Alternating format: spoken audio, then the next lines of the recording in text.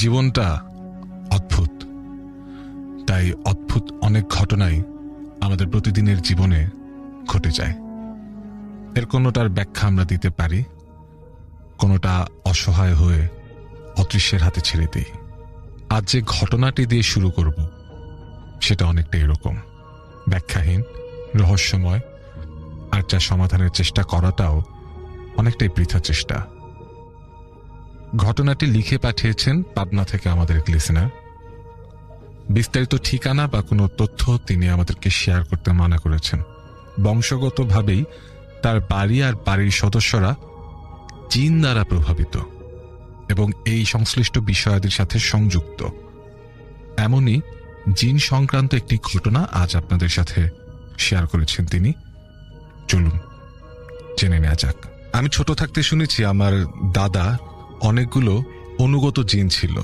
ছোটবেলা থেকে আমাদের বাড়ির আশেপাশে, এমনকি এখনো অতি মানবীয় অনেক কিছুর অস্তিত্ব টের পাই। এই যেমন ঘরের টিনের চালের ওপরে হঠাৎ মনে হয় ৮০-১০০ কেজি ওজনের বালির বস্তা ঠাস করে পড়ে যায়।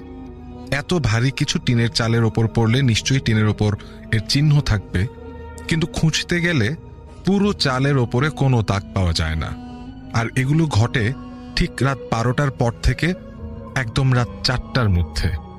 মাঝে মাঝে বাড়ির সাথেই বাঁশের বাগানে মনে হয় যেন টর্নেডো বয়ে যাচ্ছে, কিন্তু আশেপাশে কোথাও বাতাস পর্যন্ত নেই। আবার রাত ১২টার পর ঘর থেকে বাইরে গেলেই দেখা যায় নারিকেল গাছের মাথায় আলো জ্বলছে। তবে এদের কেউ কখনো আমাদের ক্ষতি করে না, তাই এগুলো নিয়ে আমরা তেমন একটা মাথাও ঘামাই না। মাঝে মধ্যে একটু ঝামেলা হয়, যেমন বাইকের চাবিটা যেখানে ছিল সেটা আর ওখানে থাকে না। আম্মা একটু পাশের বাড়িতে যাবেন, চশমাটা যেখানে রাখেন সেখানে তিনি খুঁজে পাচ্ছেন না। রান্না করতে যাবেন, চুলার পাশে দেশলাইটা রেখেছিলেন, ওটা আর সেখানে নেই। আমি হয়তো মানিব্যাগে কিছু টাকা রেখেছিলাম, ওখান থেকে কোনো টাকা নেই। নেই মানে নেই, একদম গায়েব। এগুলো একদম গা শোয়া হয়ে গেছে, তাই কিছু মনেই করি না। আমি বরং দেখেছি কোনো বড় ধরনের বিপদে পড়লে কেউ যেন কারো অজান্তেই আমাকে খুব কেয়ারফুলি বিপদ থেকে বাঁচিয়ে দিচ্ছে। যেমন ধরুন ২০১৬ সালে আমি প্রথম বাইক চালানো শিখি নানার বাড়ি কুষ্টিয়া গিয়ে। মামার বাইক নিয়ে প্রথম দিনই চলে যাই কুষ্টিয়া শহর থেকে ইসলামী বিশ্ববিদ্যালয় পর্যন্ত, আবার ফেরত আসি। বাড়ি পৌঁছানোর ঠিক আগে বটতলা নামের একটা জায়গা আছে, অনেক বড় একটা ৪ রাস্তার মোড়। ওখানে এসে আমি গাড়ির স্পিড কমাতে পারছিলাম না। একে তো নতুন চালানো শিখেছি, এখনো আয়ত্ত হয়নি, তার উপরে সামনে বিরাট জ্যাম, যা এই মাত্র ছাড়তে শুরু করেছে। পাশের লেনে সামনে থেকে একটা ট্রাক মাত্র অ্যাক্সেলারেট করে আসতে শুরু করেছে। আমি ভুল করে ওই ট্রাকের সামনেই বাইক চালিয়ে দিয়েছি। ওই অবস্থায় আমি কোনো মতেই বাইক কন্ট্রোল করতে পারছিলাম না। হঠাৎ মনে হলো কে যেন আমার হাতের ওপর দিয়ে জোর খাটিয়ে বাইকটাকে হঠাৎ অনেক স্পিড বাড়িয়ে ট্রাকের সামনে দিয়ে ৬ ইঞ্চি উঁচু ফুটপাতের ওপর উড়িয়ে নিয়ে গেল। আমি ট্রাকের দিকেই তাকিয়েছিলাম। মাত্র আধা ইঞ্চির জন্য সেদিন বেঁচে গিয়েছিলাম। ট্রাক থামিয়ে ড্রাইভার এসে আমাকে একটু বকা দিয়ে বলল, এইভাবে কেউ গাড়ি চালায়? আমি শুধু নির্বাক চোখে তার দিকে তাকিয়েছিলাম। আমার সারা শরীর কাঁপছিল। আমি বাইক থামিয়ে প্রায় আধা ঘন্টা ওইখানে একটা চা স্টলে বসে রেস্ট নিয়েছি, পানি খেয়েছি, কিন্তু শরীরের কাঁপুনি যায়নি। অদ্ভুত ঘটনা হলো, সময়টা ছিল মাগরিবের আজানের মাত্র ২-৩ মিনিট আগে। আবার ২০১৭ সালের ১৮ ফেব্রুয়ারি আমি পাবনা যাচ্ছিলাম রাত ৮টার দিকে। আমাদের যাওয়ার পথে একটা জায়গা পড়ে, নাম দরগাতলা। হঠাৎ আমার সিএনজিটা অ্যাক্সিডেন্ট করে উল্টে যায় রাস্তার উপর, যেখানে গাড়িতে আমি আর ড্রাইভার ছাড়া কেউ ছিল না। ঘটনাটা হয়েছিল এরকম, আমি আর ড্রাইভার দুজনেই দেখলাম রাস্তার পাশে বিয়ে বাড়ি। বিয়ে বাড়ি থেকে ৪টা কুকুর লাফিয়ে রাস্তার ওপর চলে আসে। হঠাৎ এই রকম হয়, ড্রাইভার কন্ট্রোল করতে পারেননি, সিএনজিটা উল্টে যায়। আমি মোটা জ্যাকেট আর আর্মি প্যান্ট পরেছিলাম, তাই শরীরের কোথাও ফ্র্যাকচার হয়নি। আমার বাম পাটা সিএনজির চাকার ভেতর চলে যায়। আমি সিএনজির নিচে চাপা পড়ি। মাথাটা রাস্তার পিচের সাথে ঘষা লেগে খুলি উড়ে যাওয়ার কথা ছিল, কিন্তু কিভাবে যেন আমি সেদিনও বেঁচে যাই। অ্যাক্সিডেন্ট হওয়ার পরে আমি খুব জোরে চেঁচাতে থাকি, বাঁচাও বাঁচাও বলে। আমি মনে করেছিলাম বিয়ে বাড়ির হট্টগোলের কারণে হয়তো কেউ বুঝতেই পারবে না, কিন্তু দেখি 1-2 মিনিটের মধ্যেই লোকজন ছুটে এসে ধরাধরি করে উল্টে থাকা সিএনজিটা সোজা করলো, আমাকে আর ড্রাইভারকে টেনে বার করলো। পায়ে 3 জায়গায় মাংস উঠে পায়ের হাড় বের হয়ে গেছিল। কেউ যেন আমাকে বিপদ আপদ থেকে সবার অলক্ষ্যে সাহায্য করে চলেছে। ইন্টারেস্টিং ব্যাপার হলো, আমি যখন উঠে দাঁড়িয়ে চারিদিকে ভালো করে খেয়াল করলাম, দেখতে পেলাম কিসের বিয়ে বাড়ি কিসের কুকুর। যতদূর চোখ যাচ্ছে কোথাও কোনো বিয়ে বাড়ি তো নেই, রাস্তার আশেপাশে কোথাও কোনো কুকুর বা কুকুরের ডাকাডাকিও নেই। আমি হতবাক হয়ে শুধু চেয়ে চেয়ে দেখলাম। লোকজন ছুটে এসেছিল রাস্তার পাশের একটা ছোট দোকান থেকে। আমি আর তাদের কিছু বলিনি। আমি এখন আমার সাথে ঘটা একটা সাম্প্রতিক ঘটনা বলছি। ঘটনাটা পাবনা শহরের কোনো এক জায়গার, কিছুদিন আগের কথা। আমি আমার মিড টার্মের শেষ পরীক্ষা দিয়ে বন্ধুদের সাথে দেখা করতে গেলাম কলেজের পাশের এলাকায়। ওদের সাথে আড্ডা দিতে দিতে কখন যে সময় ঘনিয়ে একদম গোধূলি হয়ে গেছে আমি খেয়াল করিনি। আমার বাড়িতে ফিরতে ফিরতে ওখান থেকে প্রায় 30 কিলোমিটারের রাস্তা, সিএনজিতে ফিরতে হবে। তাই বন্ধুদের বারবার বলছিলাম আমি চলে যাব, তোরা আমাকে এগিয়ে দে। তো বন্ধুদের সাথে হাঁটতে হাঁটতে আমি মেইন রোডে উঠবো। 2-3 মিনিটের রাস্তা। অদ্ভুত বিষয় হলো, মাগরিবের আজান দেওয়ার মাত্র 5 মিনিট বাকি। আমরা হেঁটে হেঁটে যাচ্ছি। রাস্তার বাম পাশে ছোট একটা কালী মন্দির, সাথে একটি নারিকেল গাছ, কিছু জংলা লতা, সবটাই উঁচু প্রাচীর দিয়ে ঘেরা। মাত্র আধা শতক জায়গার মধ্যেই হবে পুরোটা। কারা এখানে পুজো দিতে আসেন সেটা হয়তো কেউ খেয়ালই করে না, কারণ একটু পাশেই অনেক বড় একটা কালী মন্দির। যাই হোক, আমরা মন্দিরের একদম গা ঘেঁষে হেঁটে যাচ্ছি 4 বন্ধু, আর আমি একদম বাম পাশে। হঠাৎ আমার শরীরের ভেতর একটা জোরে ঝাঁকি দিল। কেন হলো আমি কিছুই বুঝতে পারলাম না। আমার বন্ধু আকাশ হঠাৎ আমার দিকে তাকিয়ে জিজ্ঞেস করলো, তোর কিছু হয়েছে? হঠাৎ এমন দেখাচ্ছে কেন? আমি বললাম, কই কি হবে আবার? আসলে আমিও কিছু বুঝতে পারছিলাম না। এটা নিয়ে ওরা আর তেমন ঘাটাঘাটি করলো না। হঠাৎ করেই মনে পড়লো আপুদের বাড়িতে যেতে বলেছিল, তাই আমি একটা ইজি বাইকে উঠে পড়লাম। টেবুনিয়া যাব। আপুদের বাড়িতে 6-7 কিলোমিটার রাস্তা। ওরা আমাকে বিদায় দিয়ে চলে গেল। আমি বসেছিলাম ড্রাইভারের ডান পাশে। গাড়ি একটু সামনে এগোতেই আমার ঘাড়টা কেমন যেন একটু একটু ব্যথা করতে শুরু করলো। আস্তে আস্তে আমার পুরো ঘাড়ি কেমন যেন পাকা হয়ে গেল এবং দৃষ্টি কেমন যেন ঝাপসা হয়ে গেল, আর হুঁশ বোধ আস্তে আস্তে কমে গেল। আমি খুব চেষ্টা করে যাচ্ছি যেন বেহুশ না হয়ে যাই। আমি হাঁপিয়ে হাঁপিয়ে নিঃশ্বাস নিচ্ছিলাম, অনেকটা হাঁপানি রোগীর মতো, আর মুখ দিয়ে গড় গড় আওয়াজের মতো নিঃশ্বাস বেরোচ্ছিল। আমি সব অনুভব করতে পারছিলাম, কিন্তু আমার নিজের ওপরে নিজের কোনো কন্ট্রোল ছিল না। ইজি বাইকের ড্রাইভার খানিকটা জোরেই গাড়ি চালাচ্ছিল।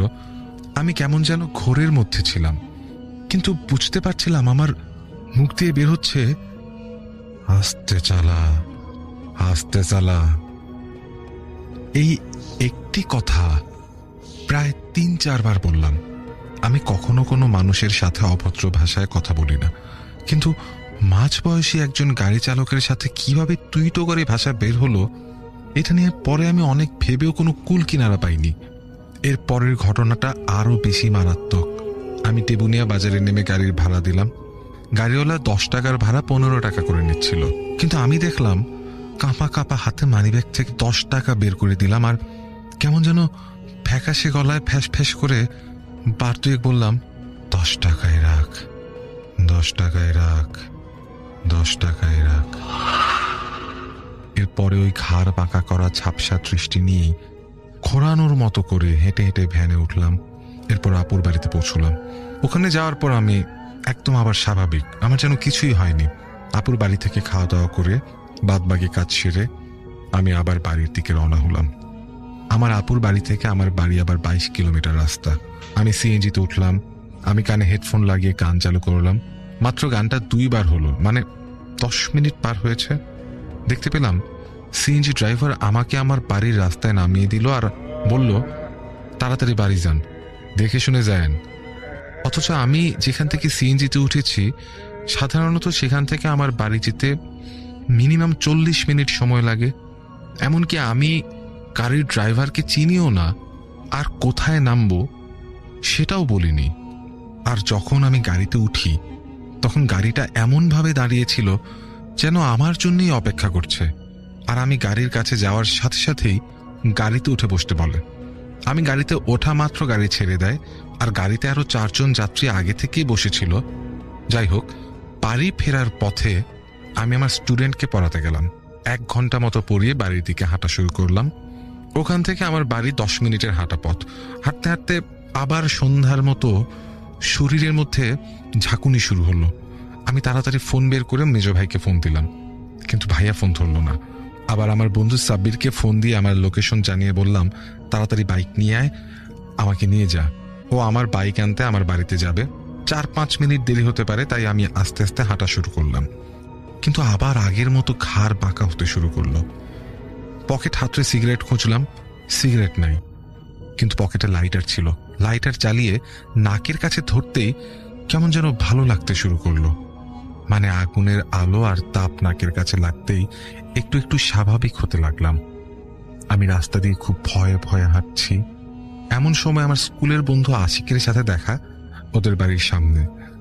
আমি ওকে কিছু রাস্তা এগিয়ে দিতে বললাম। আশিক আমাকে সাথে করে কিছু দূর এগিয়েও দিল। তখনই সাব্বিরকে দেখতে পাই। সাব্বির বাইক নিয়ে আমাকে বাড়িতে নিয়ে গেল। বাড়িতে পৌঁছানোর পর এবার প্রচন্ড ঝামেলা হতে লাগলো। আমার দৃষ্টি একদম শূন্য এবং ঝাপসা হয়ে গেল।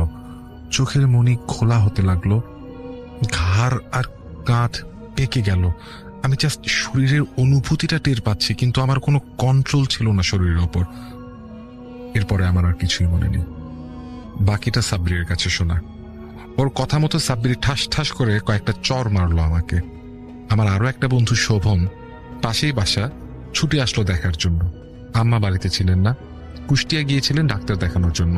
আমার মেজো ভাইয়াও বাড়ি ছিল না।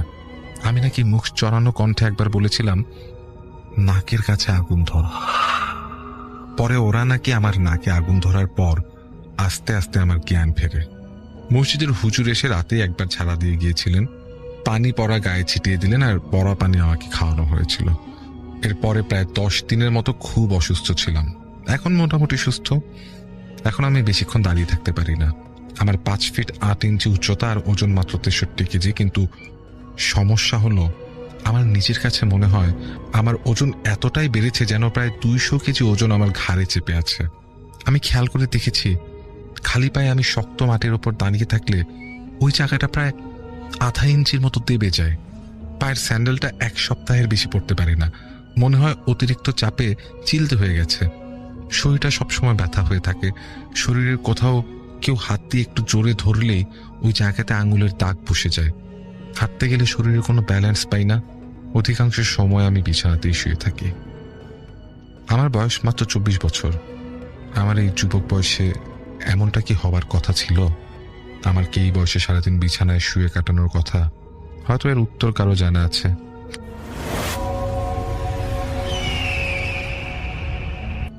আসসালামু আলাইকুম লিসেনার্স এবং রাসেল ভাই, সবাইকে শুভেচ্ছা। সত্যি কথা বলতে রাসেল ভাই, I am honoured two present hair.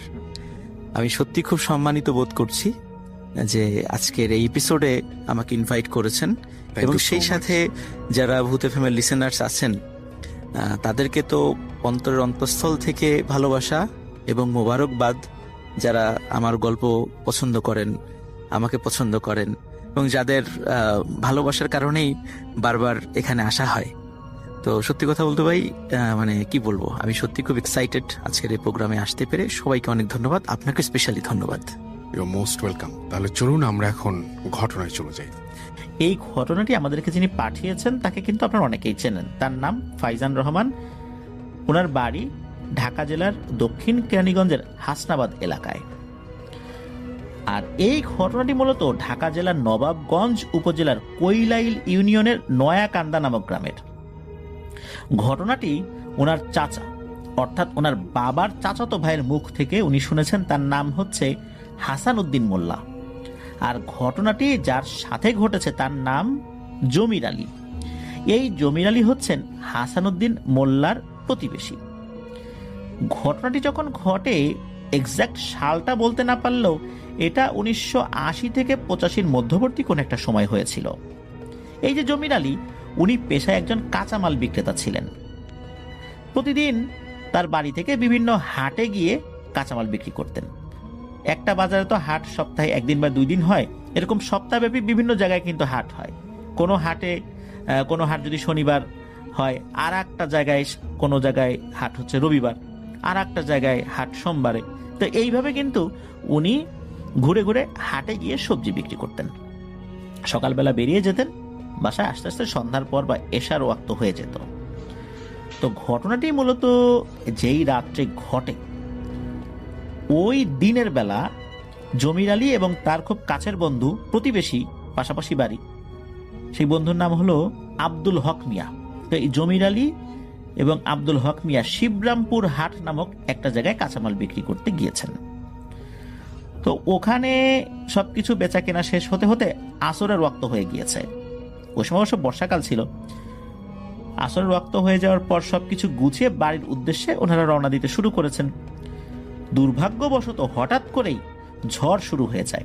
ঝড়ের কবলে পড়ে একটি জায়গায় তাদেরকে আশ্রয় নিতে হয়। ওখানে যে শুধু এই জমির আলী এবং তার বন্ধু আব্দুল হক মিয়া ছিলেন বিষয়টা এরকম না, আরো তার মতো অনেকেই ছিলেন আর কি। তো ওখানে আশ্রয় নিয়ে মোটামুটি আধা ঘন্টার মতো অবস্থান করেন। আস্তে আস্তে ঝড় কমে আসে। বেশি সময় ঝড় ছিল না, সন্ধ্যার আগেই ঝড় মোটামুটি কমে যায়। ওনারা তখন ওখান থেকে রওনা দিয়ে মাসাইল নামক একটা গ্রাম রয়েছে সেখানে চলে আসেন। তখনও কিন্তু ওনাদের সাথে আরো অনেক লোকই ছিলেন যারা তাদের মতোই ব্যবসা করতেন আর কি। একজনের সাথে আরেকজনের কিন্তু দেনা পাওনা থাকে কিছু। তারা নিজেদের মতো করে দেনা পাওনা বুঝে নিয়ে যে যার মতো করে বাড়ির দিকে রওনা শুরু করেছেন। আর জমির আলী এবং তার সাথে থাকা তার বন্ধু আব্দুল হক মিয়া যখন বাড়ির কাছাকাছি আসেন, তখন তাদের শরীরে তো আসলে যে কাদা, তারপর তাদের যেই মাথায় যে টুপরি থাকে, যে টুপরির মধ্যে কাঁচা তরকারি রাখেন, এগুলো তো কাদা টাদা লেগে গিয়েছে, এগুলো তো ধোয়ার প্রয়োজন। তো ওনাদের বাড়ির কাছাকাছি বেশ মোটামুটি বড় সাইজের পরিত্যক্ত একটি পুকুর ছিল। এটা সম্পূর্ণরূপেই পরিত্যক্ত বলা যায়, মাঝে মাঝে কেউ কোনো বিশেষ কাজে ব্যবহার করেন আর কি, কিন্তু রেগুলার না। আর তখন তো বর্ষাকাল ছিল, বর্ষার পানি বৃদ্ধি পাওয়ার কারণে ওই পুকুরের পানিও বেশ বৃদ্ধি পেয়েছে, অনেকটা ভরেই গেছে বলতে হবে। এই জমির আলী এবং আব্দুল হক মিয়া চিন্তা করেন, যেহেতু পুকুরে পানি এখন বেড়ে গেছে, আর এই যে বৃষ্টি হয়েছে, ঝড় হয়েছে, কাদা টাদা লাগছে জামা কাপড়ে, টুপটিতে লাগছে, পায়ে লাগছে, তো এই পানি থেকে একটু পরিষ্কার পরিচ্ছন্ন হয়ে নেই, আমরা টুপটিটাও ধুয়ে নেই। তো যে কথা সেই কাজ, ওনারা দুজনে মিলে পুকুরের কোনায় গিয়ে তাদের শরীরে থাকা কাদা মাটি এবং মাথায় করে আনা ওই টুপটিটা ধুতে শুরু করেছেন। কয়েক মিনিটের মধ্যেই তারা দুজনেই খেয়াল করলেন যে পুকুরের অপর প্রান্ত থেকে, ঝোপঝাড়ের ভিতর থেকে কেউ একজন কি করলো, এসে পুকুরের ঢাল বেয়ে নেমে পুকুরের পানিতে কিছু একটা ধুচ্ছে। পানিতে কোনো কিছু ধুলে যেরকম শব্দ হয় ঠিক ওরকম শব্দই আসছে। ওই মুহূর্তে জমির আলী উনি বলে উঠলেন, এই কে ওখানে? কদম মিয়ার মা না আপনি? তো এই যে কদম মিয়ার মা, ওনার বাড়িও কিন্তু এই জমির আলীর বাসার কাছাকাছি। উনি আবার কি করেন, ওই হাঁস মুরগি গরু ছাগল এগুলো পালেন। ওনার মুরগিগুলো ওই পুকুরের চারদিক দিয়ে সারাদিন ঘুরে বেড়ায়, আর ওনার হাঁসগুলো পুকুরের পানিতে সারাদিনই সাঁতার কাটে। ওই পুকুরের ভেতরে থাকা শামুক, তারপরে ঝিনুক বা অন্যান্য কেঁচো, এই জিনিসগুলো খায় আর কি। আর মাঝে মাঝে কিন্তু এই কদম মিয়ার মা উনি এসে ওনার কিছু কিছু জিনিস ওই পুকুরের ধন মানে পরিষ্কার করেন। সেই হিসাবে কিন্তু ওই পুকুরের যে কয়েকজন ব্যবহারকারী, তার মধ্যে এই কদম মিয়ার মাও একজন। তো ওই সময়ে কিন্তু কদম মিয়ার মার আসার কথা না, তখন কিন্তু রাত হয়ে গেছে। তো যখন এই যে জমির আলী উনি যখন বলেছেন যে কদম মিয়ার মা না আপনি, কিন্তু ওই পাশ থেকে কোনো কথা ভেসে আসে না। মানে সে তার মতো করে কাপড় চোপড় বা কোনো কিছু ধুচ্ছে আর কি। এরপর এই যে জমির আলী চাচা আবারও বলে ওঠেন, ও চাচি এত রাতের বেলা এগুলো ধুতে আসছেন, এত রাতের বেলা আসছেন কেন, দিনের বেলা সময় পান নাই? এরপরও ওই পাশ থেকে কোনো জবাব আসে না। জমির আলী একই কথা 2-3 বার বলে। তখন পাশ থেকে এই যে আব্দুল হক মিয়া জমির আলী চাচাকে বলেন যে, এই জমির, চাচির তো বয়স হয়েছে, মনে হয় কানে শুনতে পায় নাই। তখন জমির আলী বলেন যে, আরে চাচি এত রাতের বেলা এখানে ধুতে আসছে, সারাদিন মনে হয় সময় পাই নাই, কারণ কাপড় চোপড়ও ধুচ্ছে, আবার দেখে হাঁড়ি পাতিলও ধুচ্ছে। এখন এই জিনিসগুলো ধুয়ে উপরে উঠতে তার কষ্ট হবে, ওখানে তো ঘাট নাই, আর বৃষ্টি টিষ্টি হয়েছে, ওই পুকুরের ঢালটাও কর্দমাক্ত হয়ে গেছে, আবার পড়ে যেতে পারে, বয়স্ক মানুষ। তো আমি গিয়ে ওনাকে একটু তুলে দিয়ে আসি বা বাসা পর্যন্ত পৌঁছে দিয়ে আসি, তুই পরিষ্কার হয়ে নে। এইটা এই জমির আলী চাচা আবার আব্দুল হক মিয়াকে বলেন। তা আব্দুল হক মিয়া বলেন, আচ্ছা ঠিক আছে, বাড়ির কাছাকাছি তো চলে আসছি, তুই যা, চাচিকে উঠাই দিয়ে তাকে বাড়ি পৌঁছাই দিয়ে তুই বাসায় চলে যা, আমি আমার মতো করে বাসায় চলে যাচ্ছি। এই যে আব্দুল হক মিয়া দেখলেন যে জমির আলী চাচা ওনার টুপরিটা হাতে নিয়েই পুকুরের আইল ধরে ওই পাশটাতে চলে যাচ্ছেন। তো এটা দেখার পরে আব্দুল হক মিয়া যিনি, উনি ওনার মতো করে আসলে পরিষ্কার পরিচ্ছন্ন হচ্ছিলেন, হঠাৎ করে প্রচন্ড চিৎকার। এই চিৎকার কার? এই যে জমির আলী চাচার। তো তার বন্ধুর এই চিৎকার শুনে উনি তো তার এই টুপরি ফেলেই দৌড়ে পুকুরের উপরে উঠে গেছেন, খুঁজছেন যে চিৎকারটা আসে কোথায়। উনি ওই চিৎকারের উৎস ধরে কিছুটা এগিয়ে গিয়ে দেখেন যে এই যে জমির আলী চাচা, উনি এলোমেলো দৌড়াদৌড়ি করছেন অন্ধকারের মধ্যে। তবে যতটুকু চাঁদের আলো, যদিও বর্ষার সিজন ছিল, ঝড় হয়েছে বিকালের দিকে, ওই মাঝে মাঝে আসলে চাঁদ উকি দিচ্ছিল, তাতেই দেখতে পাচ্ছিলেন যে এই যে জমির আলী চাচা উনি দৌড়াচ্ছেন।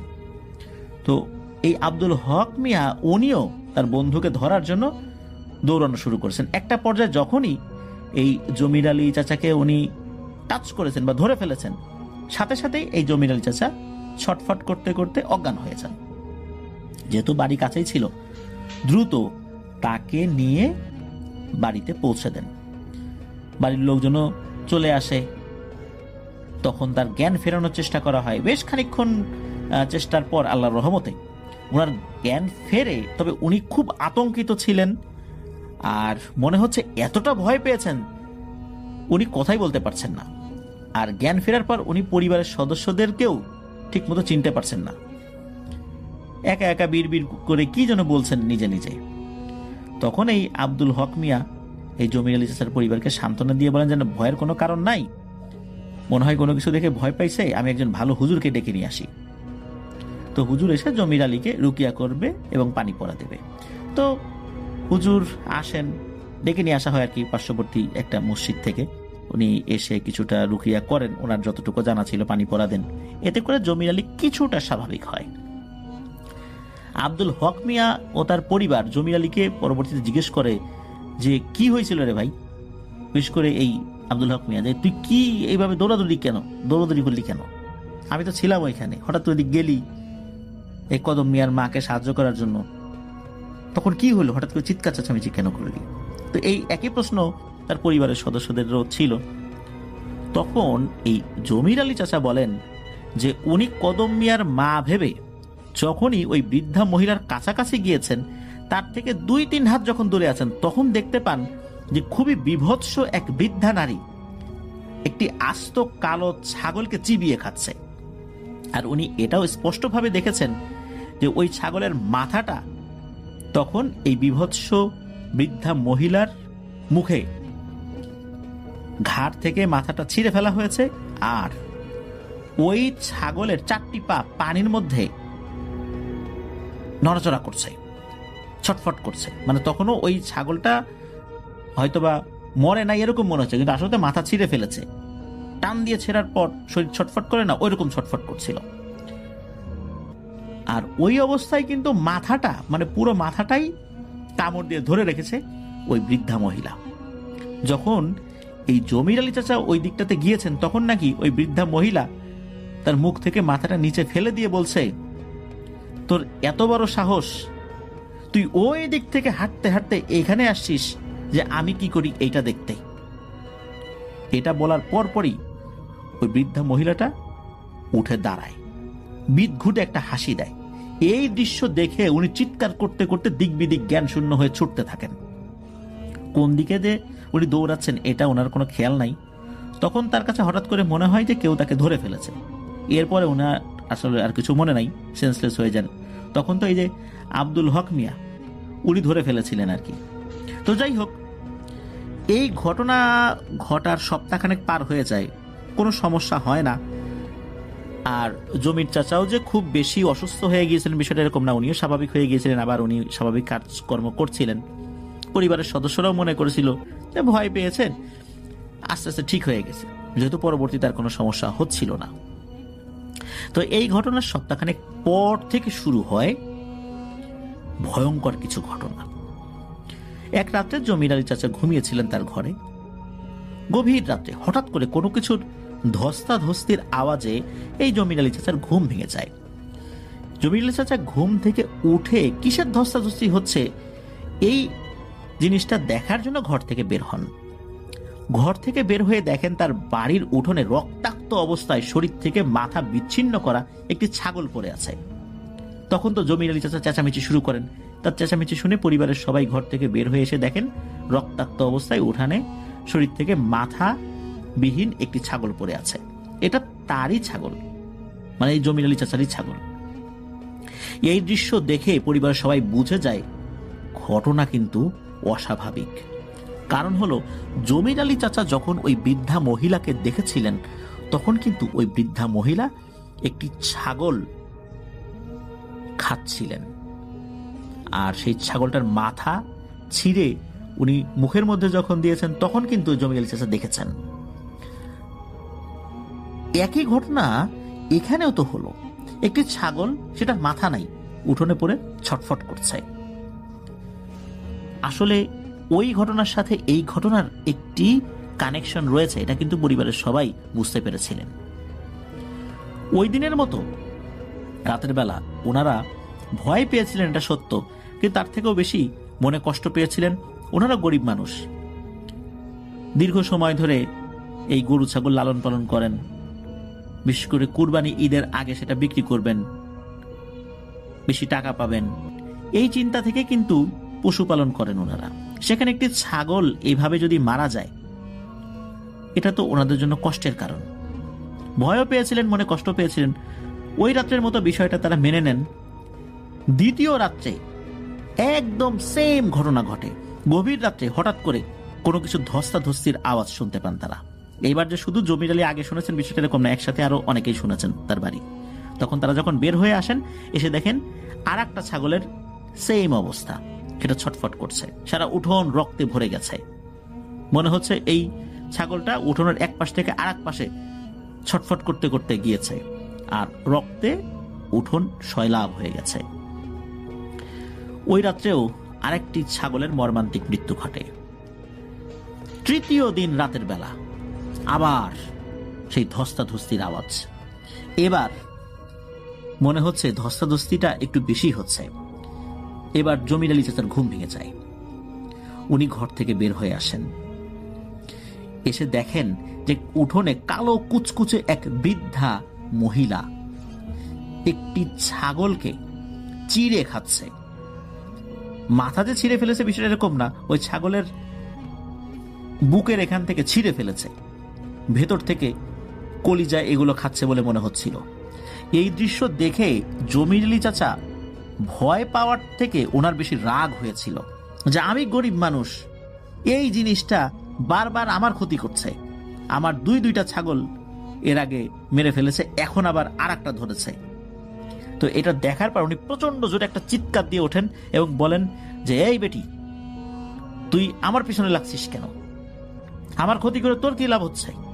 যা বেরো এখান থেকে। এইভাবে উনি ধমক দেন। আর এদিকে এই জমির আলী চাচার চিৎকার শুনে ওই কালো কুচকুচে নারী অবয়বটি রক্তাক্ত ছাগলটি উঠোনে ফেলে রেখে হাঁটতে শুরু করে এবং হাঁটতে হাঁটতে ওই পরিত্যক্ত পুকুরের ঝোপের দিকে চলে যায়। এদিকে জমির আলী চাচার চিৎকারে বাড়ির সবাই বের হয়ে এসে দেখেন যে আরো একটি ছাগল মৃত অবস্থায় উঠোনে পড়ে আছে। তো জমির আলী চাচা আসলে ভয়ে শরীর কাঁপছে এরকম না, ওনার রাগে শরীর কাঁপছে। ওনার ইচ্ছা করছিল যে দা একটা নিয়ে ওই বৃদ্ধা মহিলা যে অবয়বটা, ওইটার ঘাড়ে একটা কোপ বসিয়ে দেবে। মানে রাগ যখন মানুষের হয় তখন কিন্তু ভয় কাজ করে না, ভয়ের ঊর্ধ্বে উঠে যায়, এমন একটা অবস্থা। জমির আলী চাচার অবস্থা ওইরকমই হয়েছিল। তো যাই হোক, পরিবারের সদস্যদেরকে উনি বলেন যে ওই রাত্রে কদম আলীর মা ভেবে বা কদম মিয়ার মা ভেবে যাকে উনি সাহায্য করার জন্য গিয়েছিলেন সেই মহিলাকে উনি উঠোনে দেখেছেন। তার মানে হচ্ছে আগে যে দুটো ছাগলকে হত্যা করা হয়েছে সেটাও এই মহিলারই কাজ। এখন এটা সমাধান কি? সমাধান তো করতে হবে। এই যে জমির আলী চাচা, ওনার এক বোনের বিয়ে হয়েছিল পুরান ঢাকার লালবাগে। তো উনি কি করেছেন, সকালবেলাই লালবাগে চলে আসছেন। এসে ওনার বোনের বাসায় যাওয়ার পর বোনের হাজবেন্ডের সাথে উনি কথা বলেন। তো পুরান ঢাকার লালবাগে বেশ বড় একটা মসজিদ রয়েছে, মসজিদের নামটি ফাইজান রহমান ভাই আমাকে বলতে পারেন নাই। তো ওই মসজিদের একজন হুজুরের সাথে ওনার বোনের হাজবেন্ডের খুব ভালো সম্পর্ক ছিল। সেই হুজুর এই ধরনের বিভিন্ন কাজ করতেন। সেই হুজুরের কাছে এই বিষয়টা খুলে বলেন তারা। তো হুজুর বলেন যে আমাকে কিছুটা সময় দেন, আমি বিস্তারিত একটু জেনে নিই। তো হুজুর কিছুটা সময় নেন, মোটামুটি 10-15 মিনিট পর হুজুর আবার ওনাদেরকে ডাকেন। এই সময়ের জন্য উনি ভেতরে একটি ঘরে গিয়েছিলেন আর কি।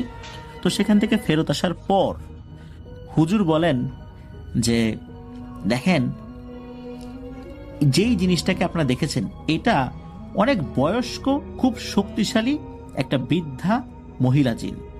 কাঁচা মাংস খাওয়া ওর একটা নেশা। মূলত আপনি ওই দিন দেখে ফেলেছিলেন, ওকে বিরক্ত করেছেন, এই জন্যই ও এসে আপনাকে বিরক্ত করছে। এবং আপনার বাড়ির যে কয়েকটা ছাগল আছে, এই ছাগলগুলো খাওয়া শেষ করে বা মেরে ফেলে গরুগুলোকে ধরবে, আস্তে আস্তে মানুষগুলোকে ধরবে। এখন তো আমার বয়স হয়ে গেছে, এই ধরনের চিকিৎসাগুলো বা এই ধরনের সমাধানগুলো সেই জায়গায় গিয়ে করতে হয়। আমার পক্ষে এখন সেই জায়গায় যাওয়া সম্ভব না। আপনার বাড়িতে চলে যান, ইনশাল্লাহ এই সমস্যা ঠিক হয়ে যাবে। হুজুরের আশ্বাসে আল্লাহর উপর ভরসা করে এই জমির আলী চাচা বাড়িতে চলে আসেন। উনি যেই রাত্রে চলে আসেন ওই রাত্রে আর কোনো সমস্যা হয়নি এবং আর কখনোই সমস্যা হয়নি। এই সমস্যাটার সমাধান ওই হুজুর কিভাবে করেছিলেন এটা জানা যায় না। এই হুজুর বাড়ি বন্ধও করেন নাই, কোনো তাবিজও দেন নাই, কোনো তেল পড়া পানি পড়াও দেন নাই।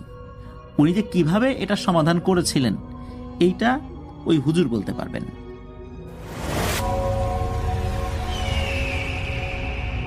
প্রিয় লিসেনার্স, এই এপিসোডে আপনারা শুনবেন গ্রামের ভয়ঙ্কর ঘটনাগুলো। এছাড়াও আরো অনেক ঘটনা শুনতে পাবেন। শুধুমাত্র বাছাইকৃত ভয়ঙ্কর ঘটনাগুলো দিয়ে সাজানো হয়েছে আজকের এপিসোড। আপনারা যারা বাছাই করা ঘটনাগুলো শুনতে চান তারা অবশ্যই এই চ্যানেলটি সাবস্ক্রাইব করে পাশে থাকুন।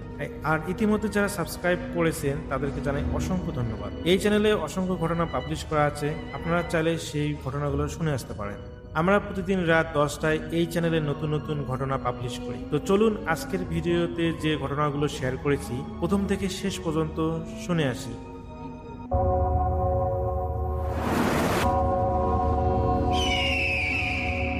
Welcome back. আপনাদের সবাইকে স্বাগত জানাই আমি রাসেল। আশা করছি আপনারা সবাই ভালো আছেন, ভালোর তলে আছেন। আমিও ভালো আছি আর ভালোর তলে আছি। চলে যাব আরও একটি ঘটনায়। যদি ভালো লাগে সাথে থাকবেন। হ্যালো রাসেল ভাই। হ্যালো বাবু ভাই, সালাম আলাইকুম। ওয়ালাইকুম আসসালাম। এটা শুরু করছি। এটা হচ্ছে একটা মানে নিউলি ডেভেলপড একটা বিল্ডিং নিয়ে। এটা হচ্ছে ঢাকার মানে উত্তরার কাছাকাছি একটা জায়গায় একটা বিল্ডিং ওখানে তৈরি হয়। It's like kind of a city, নাম বলা যাবে না। যাই হোক, ওইখানে যখন নাকি বিল্ডিং গুলো তৈরি হয় তখন আমার পরিচিত আর কি, আমার এক স্টুডেন্ট, ওরা ওখানে আর কি আপনার অ্যাপার্টমেন্ট কিনে। তো যখন জায়গাটা ডেভেলপ হচ্ছে তখন ওরা দেখতে গিয়েছিল জায়গাটা বেশ বেশ ওয়েল অ্যাকচুয়ালি ফ্যাসিলিটেড জায়গা, সবকিছুই আছে এবং সব মানে খুব সুন্দর আর কি।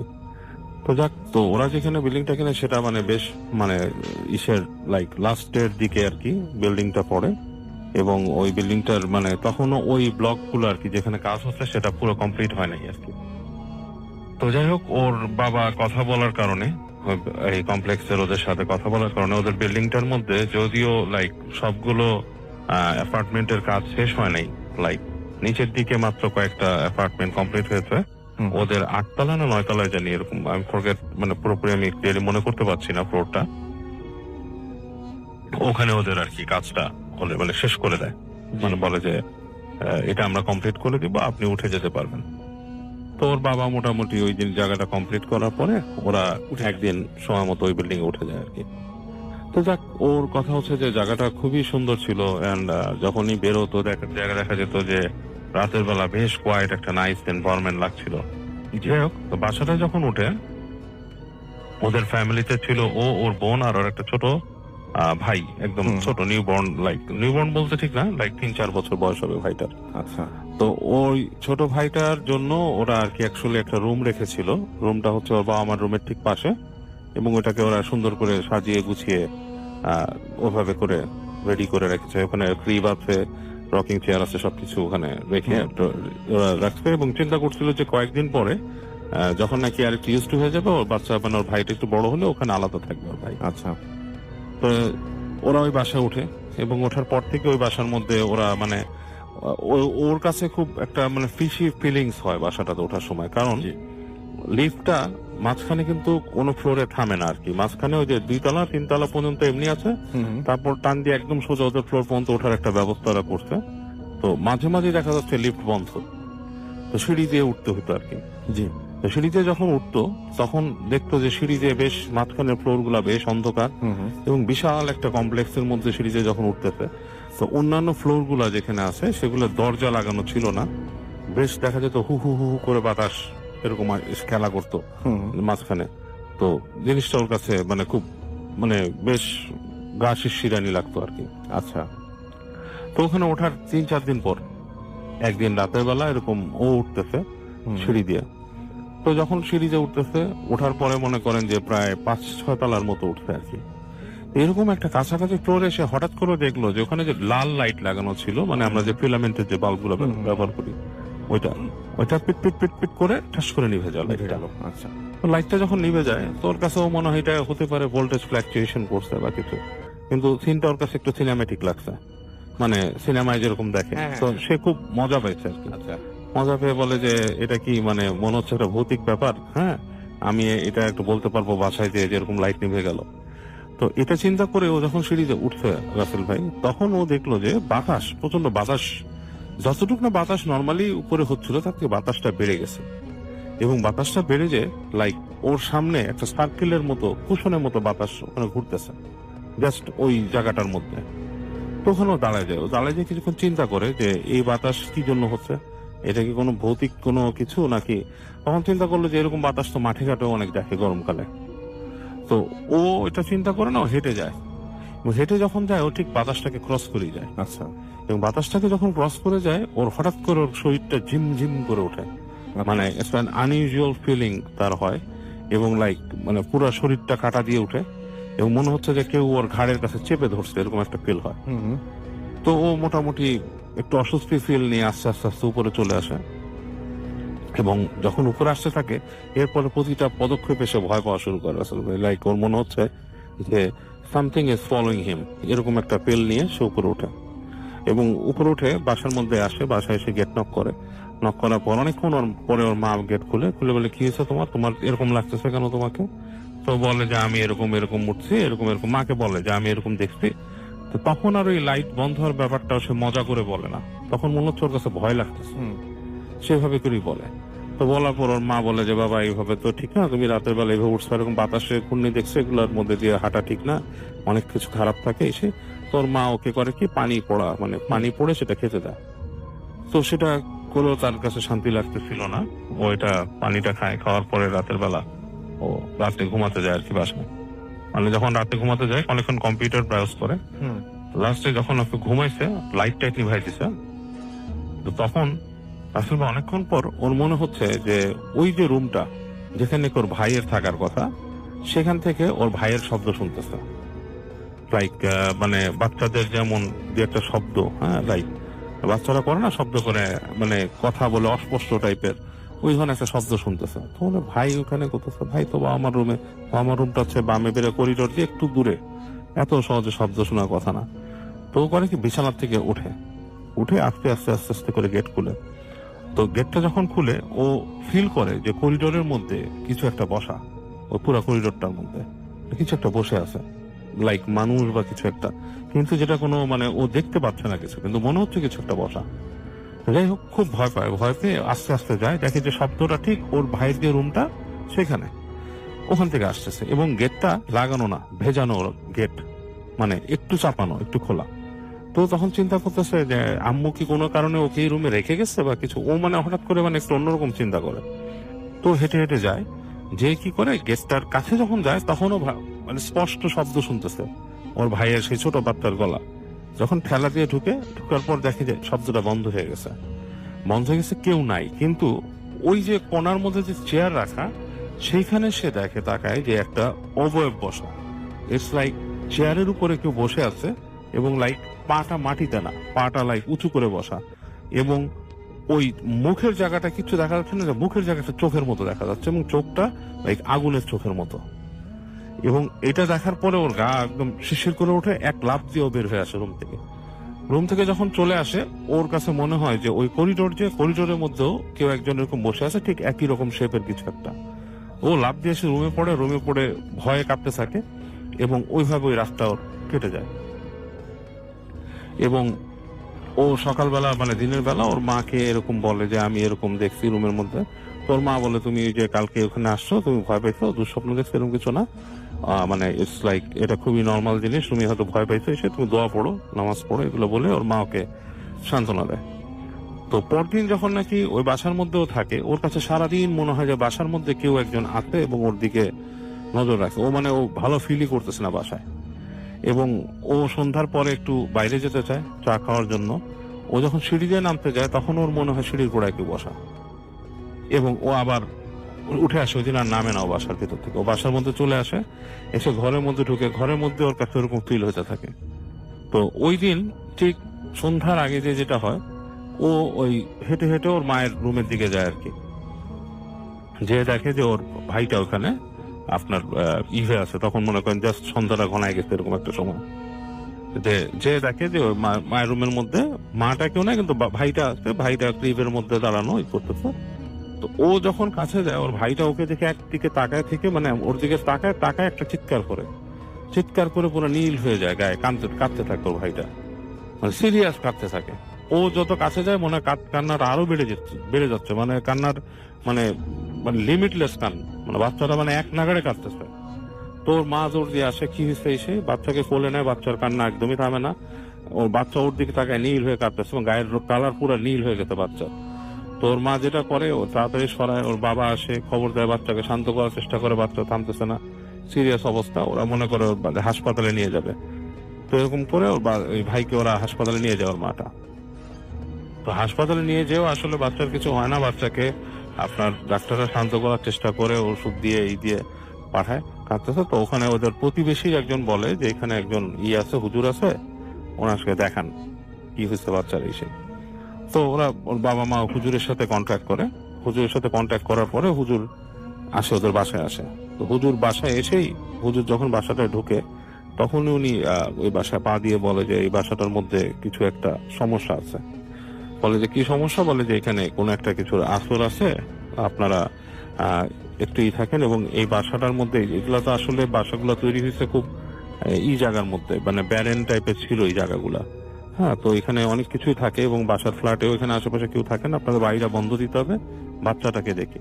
তো বাচ্চাটার কাছে হুজুরটা যায়, উনি যে দোয়া পড়ে বাচ্চাটাকে যখন উনি ধরে ফু দেয়, তখন বাচ্চাটার কান্না টান্না যতটুকু ছিল, বাচ্চাটা কেঁপে উঠতেছিল, এটা থেমে যায় আর কি।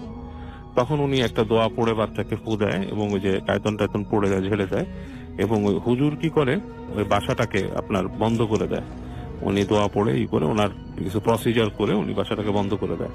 বন্ধ করে দিয়ে বলে যে আপনারা একটা জিনিস সাবধানে থাকবেন, যে যেহেতু এখানে বাচ্চা আছে, আপনারা খুব সাবধানে থাকবেন, ছোট বাচ্চাদেরকে এরকম দুষ্ট জিনটা অনেক ডিস্টার্ব করে, ভয় দেখায়, এই সেই। আর ওই উনি তখন এগুলো বলে বাসাটা বন্ধ করে যখন উনি যাচ্ছে, তখন উনি ওই ভাইটার দিকে নজর পড়ে আর কি, আমার স্টুডেন্ট যেটা ছিল ওর দিকে নজর পড়ে, বলে কি যে ওর এরকম অবস্থা কেন।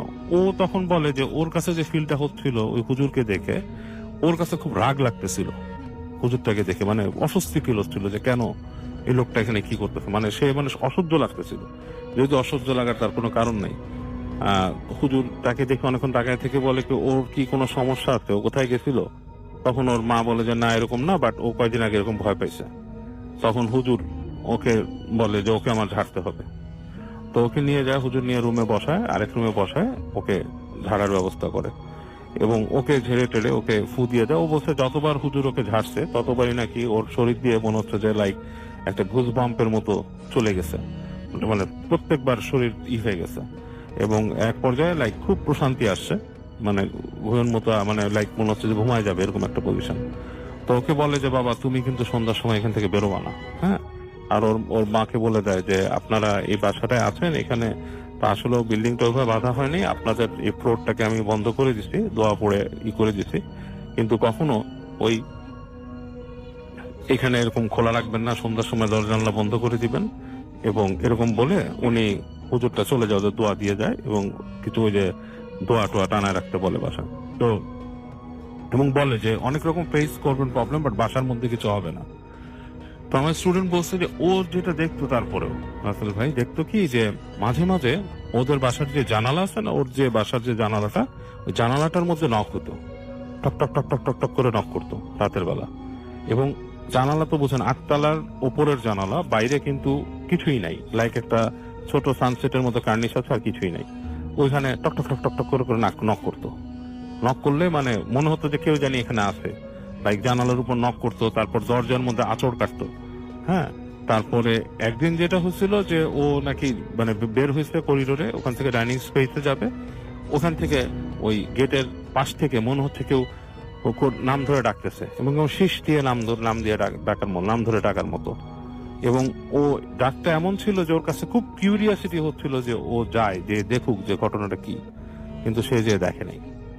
তো এরপরে একদিন ও ছাদে উঠছিল ওই বাড়ির, ছাদে উঠে ওর কাছে খুব উইয়ার্ড ফিলিং হয়েছে এবং সামহাও ও নেমে আসছে। তো আলটিমেটলি পরবর্তীতে আস্তে ধীরে বাসাটার মধ্যে মানুষ আসছে এবং ওদের বাসায় ঝামেলাগুলো কমে গেছে।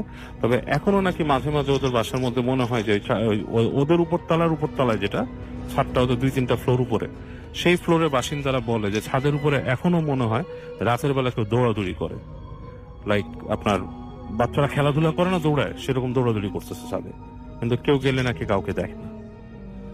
এই হচ্ছে কাহিনী রাসূল। ওকে, থ্যাংক ইউ সো মাচ বাবু ভাই, থ্যাংক ইউ। আপনার প্রথম ঘটনার জন্য অনেক অনেক ধন্যবাদ।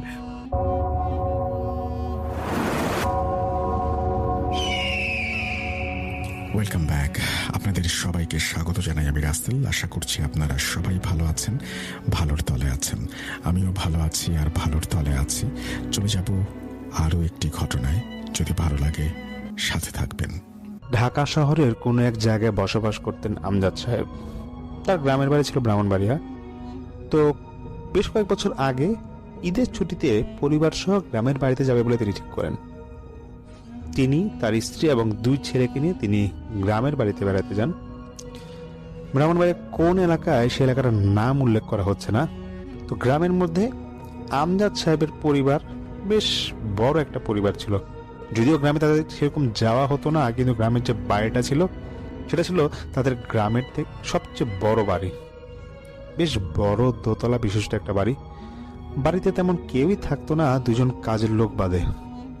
বাড়িটা দেখতে জানি কেমন ভয়ানক ছিল। এত বড় বাড়িতে 2জন কাজের লোক, তারপরও ঠিকভাবে নাকি পরিষ্কার করে রাখতে পারতো না। গাছপালা দিয়ে 4 প্রায় ঢাকা নাকি ছিল। এই বাড়িতে যখনই আমজাদ সাহেব বেড়াতে যেত, কেবলমাত্র ওই সময় বাড়ি এবং এর আশেপাশে পরিষ্কার করা হতো। আমজাদ সাহেব বছরে একবার যেত এবং এই একবারই নাকি বাড়িটা পুরো ভালোভাবে পরিষ্কার করা হতো। তো সেদিন আমজাদ সাহেব তার 2 ছেলে এবং স্ত্রীকে নিয়ে ঘরে প্রবেশ করেন এবং ঘরে প্রবেশ করার পর তিনি ঠিক করেন যে অনেকদিন পর বাড়িতে আসলাম, বাড়ির পিছনের যে বড় পুকুরটা আছে সেখানে তিনি মাছ ধরবেন। তো তারপর তিনি রাতের খাওয়া শেষে তার যে 2জন কাজের লোক ছিল তাদেরকে বলে দেয় যে দেখো, কাল সকালে আমি এরকম মাছ ধরবো, তোমরা সব জিনিসপত্র নিয়ে রেখো। তখন তার যে 2জন কাজের লোক ছিল আব্বাস এবং জামান, তারা কিছু বলে না, তারা চলে যায়। কিন্তু তাদের চেহারাটা দেখে আমজাদ সাহেব বেশ একটু চমকে যায়, কেমন একটা আতঙ্ক ছিল তাদের চেহারার মাঝে। সকালে আমজাদ সাহেব পুকুরে মাছ ধরতে যান। তো দুজন কাজের লোক যারা ছিল তারা বলছে, স্যার এই পুকুরটা ভালো না, আপনি এখানে মাছ ধরেন না, একটু সামনে যে নদী আছে সেই নদীর মাছ ধরতে যান, এই পুকুরে ধরার দরকার নাই। তা আমজাদ সাহেব বলে, কেন কি হয়েছে, এখানে তো আগে অনেকবার মাছ ধরছি। তখন তারা বলে, স্যার এই পুকুরটা তো দোষা, এখানে আসার দরকার নাই। আমজাদ সাহেব হেসে কথাটা উড়িয়ে দেয় এবং বলে, যাই হোক, আজকে না মাছ ধরবো না, কালকে মাছ ধরবো। এদের মধ্যে যার নাম আব্বাস, মানে কাজের লোকদের মধ্যে, সে বলছে, স্যার আমাদের মসজিদের ইমাম সাহেব এই ব্যাপারে জানে, তিনি তবলিগে গেছেন 2-3 দিনের জন্য, এসে পড়বে, আসুন, আসার পর নাহলের সাথে কথা বলেন, মাছটা আপাতত ধরার দরকার নাই। আমজাদ সাহেব এই কথাটা শুনে তিনি বলেন, আমি সব ভূত পেত নিয়ে কিছুই বিশ্বাস করি না। আব্বাস আমজাদ সাহেবকে আবার বোঝায়, কিন্তু তিনি আবার রেগে ঘরে চলে যান এবং বলে যে পরের দিন সকালে তিনি মাছ ধরতে আসবেন। তো পরের দিন সকালে তিনি মাছ ধরার জন্য সবকিছু নিয়ে তার 2 ছেলেকে নিয়ে পুকুরে মাছ ধরেন। বেশ কিছু মাছও পান, কিন্তু কোনো একটা অলৌকিক আশপাশে যে ঘটনা ঘটবে সেরকম তারা কিছুই দেখে না। তো আমজাদ সাহেবের যেহেতু মাছ ধরার শখ ছিল, তিনি এরকম মাছ ধরতেই থাকেন এবং তিনি বলে দেন কাজের লোক দুটোকে যে, দেখো আমি রাতেও কিন্তু আবার মাছ ধরতে আসবো। আব্বাস আবারও বলে, স্যার ভুল করেন না, হাত জোর করে বলতেছি, এই ভুলটা করেন না। আমজাদ সাহেব রেগে তখন তাকে সেখান থেকে তাড়িয়ে দেয়। যাই হোক, পুকুরটা বেশ বড় ছিল, রাত তখন 9টা কি 10টা, গ্রামে 9টা কি 10টা মানে অনেক ভালোই রাত। তারা তখন মাছ ধরতে বসে, তখন ঠিক হালকা একটা বাতাস শুরু হয়। আমজাদ সাহেবের সাথে তার বাসার কাজের লোক ছিল, যেখানে সবচেয়ে বয়স্ক ছিল, তার নাম ছিল জামাল, এই কাজের লোকদের মধ্যে। সে বলে, স্যার ওরা মনে হয় আসতেছে, আপনার যারা এখানে আছেন সবাই পালান, নাহলে কিন্তু ওরা আপনাদের শেষ করে দিবে। সেই মতো আমজাদ সাহেবের সাথে ছিল তার 2 ছেলে। তা আমজাদ সাহেব ধমক দিয়ে বলে সেই জামালকে, তুমি এখান থেকে ভাগো। হঠাৎ করে বাতাসটা থেমে যায়। তখন সেই জামাল সে বলে, স্যার আপনাদেরকে আবারও বলতেছি এখান থেকে চলে যান। তখন আমজাদ সাহেব জামালকে উদ্দেশ্য করে বলে, দেখো খামাকা এখানে আতঙ্ক ছড়ায় না, তুমি এখান থেকে চলে যাও, নাহলে আমাদেরকে মাছ ধরতে দাও।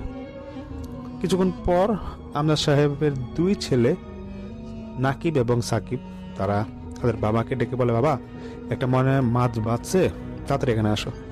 তো তারা 3 জন মিলে অনেক চেষ্টা করে, কিন্তু কিছুতেই পারতেছিল না।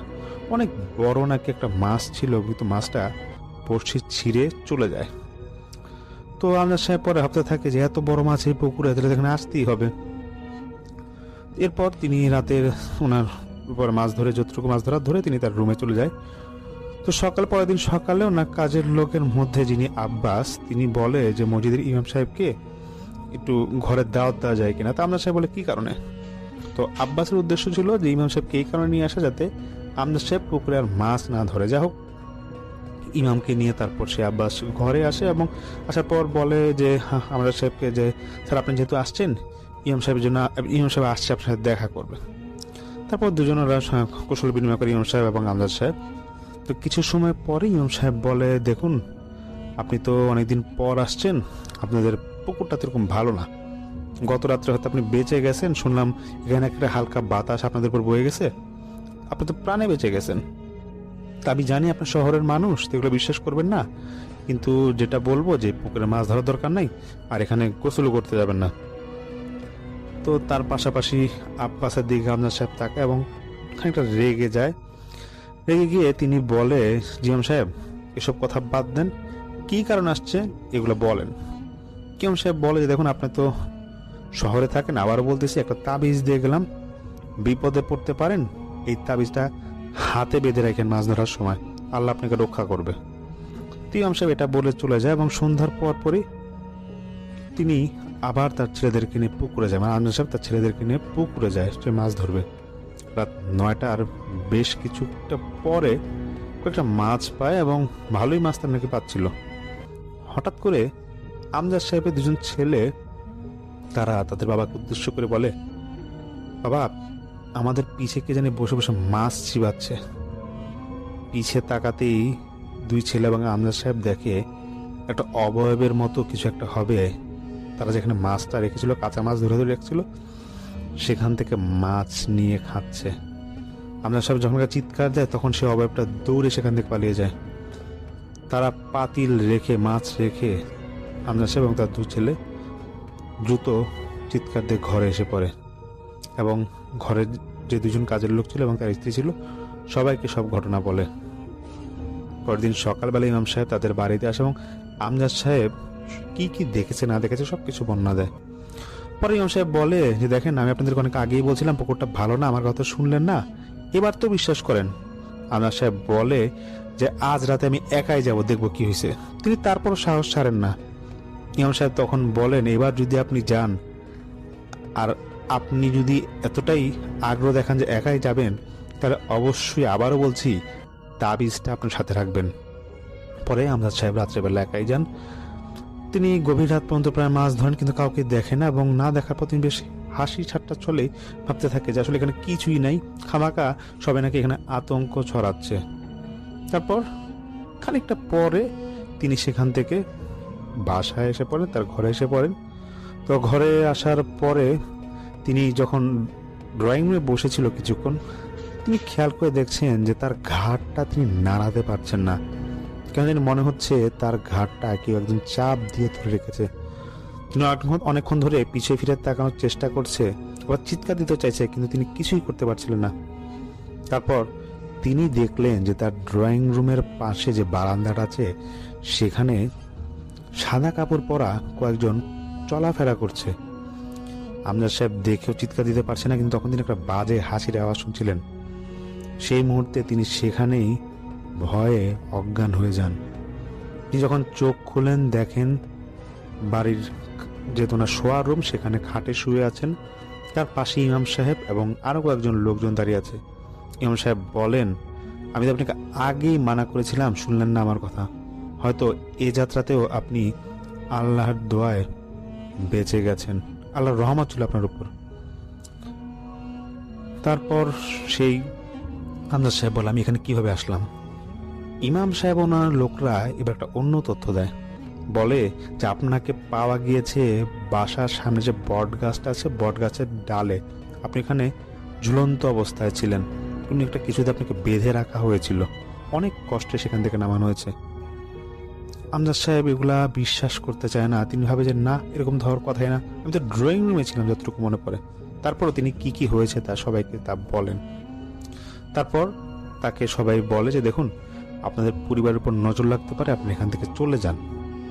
পরে আমজাদ সাহেব ঠিক করে যে না, তিনি হয়তো যদি সবাই যেহেতু বলছে, তারপর তিনি সেখান থেকে তার গ্রাম থেকে চলে আসেন।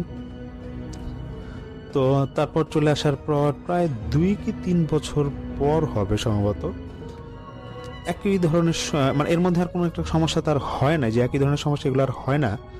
হঠাৎ করে 2017 সালের ঘটনা একটা হবে। তখন আমজাদ সাহেব ঠিক করে তিনি তার যে বাড়িটা আছে সেটা বিক্রি করে দিবেন, এবং এজন্য যেহেতু বাড়ির যে বিক্রি করবেন তার বাড়ির দাম উঠছিল না, তো তিনি ভাবে যে পুকুরটা ভরাট করে তারপর সে পুকুরের জায়গাটা সহ সম্পূর্ণ জায়গা তিনি বিক্রি করে দিবেন, তাহলে হয়তো বেশ ভালো টাকা পাওয়া যাবে। তো তিনি পুকুরটা ভরাট করার ব্যবস্থা করেন এবং পুকুরটা ভরাট করার 2-3 দিন পরে আমজাদ সাহেব ও তার স্ত্রী এবং 2 ছেলে রাতে তারা ঘুমাচ্ছিল। হঠাৎ করে তিনি ঘুম থেকে উঠে দেখেন তার স্ত্রী তার পাশে নেই। বারান্দায় গিয়ে তিনি দেখেন যে তার স্ত্রী বারান্দার ঠিক শেষ প্রান্তে চেয়ারে বসে আছে। তিনি তো অবাক হয়ে যান যে এত রাতে তার স্ত্রী চেয়ারে বসে আছে এবং চুল ছাড়া অবস্থায়। তিনি যখন তার স্ত্রীর কাছে যাবেন, দেখছেন তার স্ত্রীর চোখটা যেন কেমন লাল লাল এবং জল জল করছিল চোখটা, এবং ঘাটটা ঠিক ব্যাকা করে আমজাদ সাহেবকে বলছিল, কাছে আসবি, আমাকে ঘরে নিতে চাস? সেদিন তো তোকে ছেড়েই দিছিলাম, আজকে কি হয় বলতো? আজ তো ভাবছি তোদের সবাইকে আমি একসাথে শেষ করব। আমজাদ সাহেব ভয়ে বলেন, কে তুমি, কি চাও এখানে? তখন তার স্ত্রীর ভিতরে থাকা সেই জিন বলে, আমি কে তা তোর না জানলেও চলবে, কিন্তু এবার তোর আর কোনো উপায় নেই। এই বলে সেই জিন তার স্ত্রীর ভিতর থেকে চলে যায় এবং আমজাদ সাহেব দেখে তার স্ত্রীকে সজোরে একটা ধাক্কা খায়। মনে হয় যে তার স্ত্রীর শরীরে একটা ঝাঁকুনি দিল এবং সঙ্গে সঙ্গে তিনি পড়ে যায়। তারপর তিনি তার স্ত্রীকে নিয়ে ঘরে আসেন অনেক কষ্টে, কাউকে কিছু বলেন না এবং তার স্ত্রীকেও কোনো কিছু বোঝাতে দেন না। তার স্ত্রী বিড়বিড় করে যেন কি বলছিল, পর আনজাদ সাহেব তাকে কোনো রকম ঘুম পাড়িয়ে দেয়। পরের দিন রাতে তিনি বারান্দায় এসে কফি খাচ্ছিলেন আনজাদ সাহেব, তো ঠিক তখনই তার ওয়াশরুমে যেতে হবে। তার স্ত্রী তার রুমে ঘুমাচ্ছিল। তো ওয়াশরুমের কাজ শেষ করে তিনি বের হতেই শুনতে পান যে ডাইনিং রুম থেকে একটা আওয়াজ আসছে, মনে হচ্ছে কেউ কিছু খাচ্ছে, কিন্তু এত রাতে তো কেউ কিছু খাওয়ার কথা না। তিনি গিয়ে দেখেন তার দুই ছেলে নাকিব এবং সাকিব তারা ফ্রিজ থেকে কিছু একটা নিয়ে কাঁচা কাঁচা খাচ্ছে এবং তিনি বুঝেই যায় দেখে যে সেটা কাঁচা মাছ ছিল। তিনি ভয়ে জোরে জোরে আয়াতুল কুরসি পড়তে থাকে এবং আচমকা তার দুই ছেলে, ঠিক আগের দিন তার স্ত্রী যেমন ঘাড় বাঁকা করেছিল ঠিক এরকমভাবে তার দুই ছেলে ঘাড় বাঁকা করে একটা বিদ ঘটে হাসি দেয়। আমজাদ সাহেব ভয় পেয়েছিলেন ঠিকই, তবুও তার ছেলেদেরকে ধমক দিয়ে বলেন, তোমরা রুমে যাও। তিনি এই কথা বলা মাত্রই তার ছেলেদের হঠাৎ করে একটা আচমকা ভয় পেয়ে, ছেলেদেরও ভয় পেয়ে যায় এবং আতঙ্কের মতো চেহারা নিয়ে আমজাদ সাহেবকে বলে যে, বাবা তুমি এখানে কি করো, এখানে মাছ পড়ে আছে কেন? তখন আমজাদ সাহেব বলেন যে, তোমরা এখানে কি করতেছো, ঘরে যাও। তখন এটা ছেলে ওনার ঘরে চলে যায় এবং আমজাদ সাহেব বেশ ভয়ে ভয়ে তিনি তার রুমে এসে পড়েন এবং তিনি এসে দেখেন তার স্ত্রী ঘুমাচ্ছে, তার মানে তার স্ত্রী কিছুই শুনতে পায়নি। তিনি চিন্তায় পড়ে যান যে কি ঘটনা ঘটছে। ঘণ্টাখানিক তিনি এরকম সজাগ থাকেন, হঠাৎ করে তিনি খেয়াল করেন যে তার দুই ছেলে, অন্ধকারের মধ্যে তিনি খেয়াল করে দেখছেন যে দুই ছেলে তার রুমে হয়তো প্রবেশ করেছে, কিন্তু আমজাদ সাহেব যে তাদেরকে ডাক দিবে সে ডাক দিতে পারছিল না। বিছানার পাশে তার দুই ছেলে দাঁড়িয়েছিল, কানে আমজাদ সাহেবের কানে ভাসছে ফিসফিস করে কে যেন তাকে কিছু একটা বলছে। তিনি স্পষ্ট শুনতে পান কেউ তাকে বলছে এরকম যে, তোর হয়তো আর বাঁচা হবে না, তোরা কেউ হয়তো বাঁচবি না, সব কটাকে শেষ করে দিব আমরা। তোর ছেলে দুটাকে তো কাবু করেই ফেলেছি, আর তোর স্ত্রীকে তো আগেই কাবু করা হয়েছে, কেউ এখন আর বাদ যাবে না, সবার মৃত্যু এখন আমার হাতে। আর হ্যাঁ, তোর গ্রামের বাড়ির জায়গা কেউ কিনতে পারবে না, আর ওখানে তো তোর দুজন কাজের লোকও ছিল, কি যেন নাম, ও হ্যাঁ আব্বাস আর জামাল। জামাল না কয়দিন আগে মারা গেল, ওকে কে মেরেছে জানিস? আমাদের কেউ একজন। আর আব্বাস, ও তো ভয়ে পালিয়ে গেল। আবারও বলে যাচ্ছি, তোদেরকে আর ছাড়ছি না, সামনের কোনো একদিন দেখবি যে তোর পুরা পরিবার শেষ হয়ে গিয়েছে। এরপর বেশ কিছুক্ষণ কোনো আওয়াজ আর আসছিল না। পরে আমজাদ সাহেব সাহস করে শোয়া থেকে উঠে পড়েন এবং দেখেন মেঝেতে তার দুই ছেলে অজ্ঞান অবস্থায় পড়ে আছে। তিনি তাড়াতাড়ি তার স্ত্রীকে ঘুম থেকে উঠিয়ে দুই ছেলেকে নিয়ে পাশের রুমে যান এবং পানি ছিটা দেন অনেকক্ষণ ধরে। তারপর তার দুজন ছেলের সেন্স আসে। তারা সেন্স আসার পর বলতে থাকে যে, আমার কী হলো, আমরা এখানে কেন, আমাদের কি হয়েছিল? তাদেরকে কোনো রকম ঘুম পাড়ানো হয় এবং আমজাদ সাহেবের স্ত্রী এবং আমজাদ সাহেব সেটাতে অনেক কান্নাকাটি করে, বেশ চিন্তায় পড়ে যান তারা। সকাল হয়, আমজাদ সাহেব কী করবেন বুঝে উঠতে পারছিল না, তাই তিনি গ্রামের মসজিদে সেই ইমাম সাহেবকে ফোন দেন এবং তাকে সব কিছু খুলে বলেন। তখন ইমাম সাহেব বলেন যে, স্যার, এই সব কিছু হয়েছে আপনার জেদের কারণে। আপনারা আপনার গ্রামের বাড়িতে বছর একবার আসেন, আবার কোনো কোনো বছর তো আসেনই না। এরকম গ্রামে যে কত কি ঘটনা ঘটে আপনাদের কিছু জানেন না। 3টা ছেলে ওই পুকুরে গোসল করতে নামার পর আর উঠে আসেনি, এই নিয়ে গ্রামে অনেক সারা পড়ে যায়। পরে আমরা আপনাদের পুকুরটা বন্ধ করে দিই, ওখানে আর কেউ গোসলও করতে যায় না। এগুলো তো আপনাকে আগেই বলেছিলাম, আব্বাসও আপনাকে বলেছিল, কিন্তু আপনি বিশ্বাস করতে চাননি।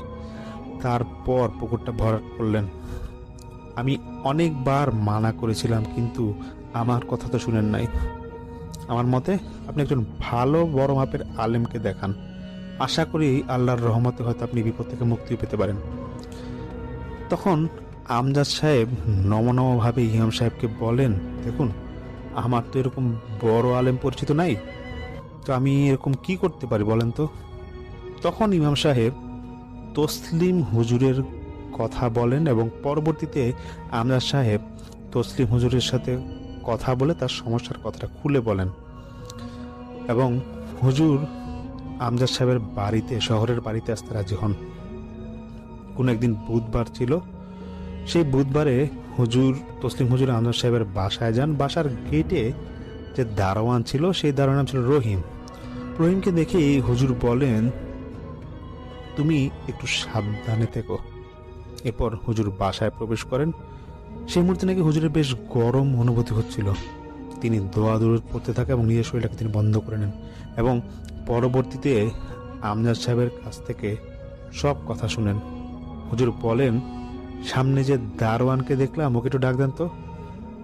তো তারপর হুজুর সেই রহিমকে জিজ্ঞাসা করে, আচ্ছা বলো তো, গতকাল রাতে তোমার সাথে কিছু হয়েছিল কিনা? রহিম বেশ চমকে যায়। হুজুর তখন বলে যে, দেখো, আমি অনেক কিছুই বুঝতে পারি, অনেক কিছু জানতে পারি, যা যা বলছে এর উত্তর দাও। তখন রহিম বলে, রহিমের উপর নাকি বেশ কয়েকদিন ধরে একটা সমস্যা চলছে। হুজুর তখন বলে, দেখো, তুমি খুলে বলো কি হয়েছে। তখন রহিম বলে, গত রাতে একটা ঘটনা কি ঘটেছিল। সে যখন ঘুমাচ্ছিল, এরপর দেখে চারপাশ থেকে একটা পচা গন্ধ আসছে এবং তার ঘুম ভেঙে যায়। তাকিয়ে দেখে চারপাশের অবস্থার বেশ পরিবর্তন।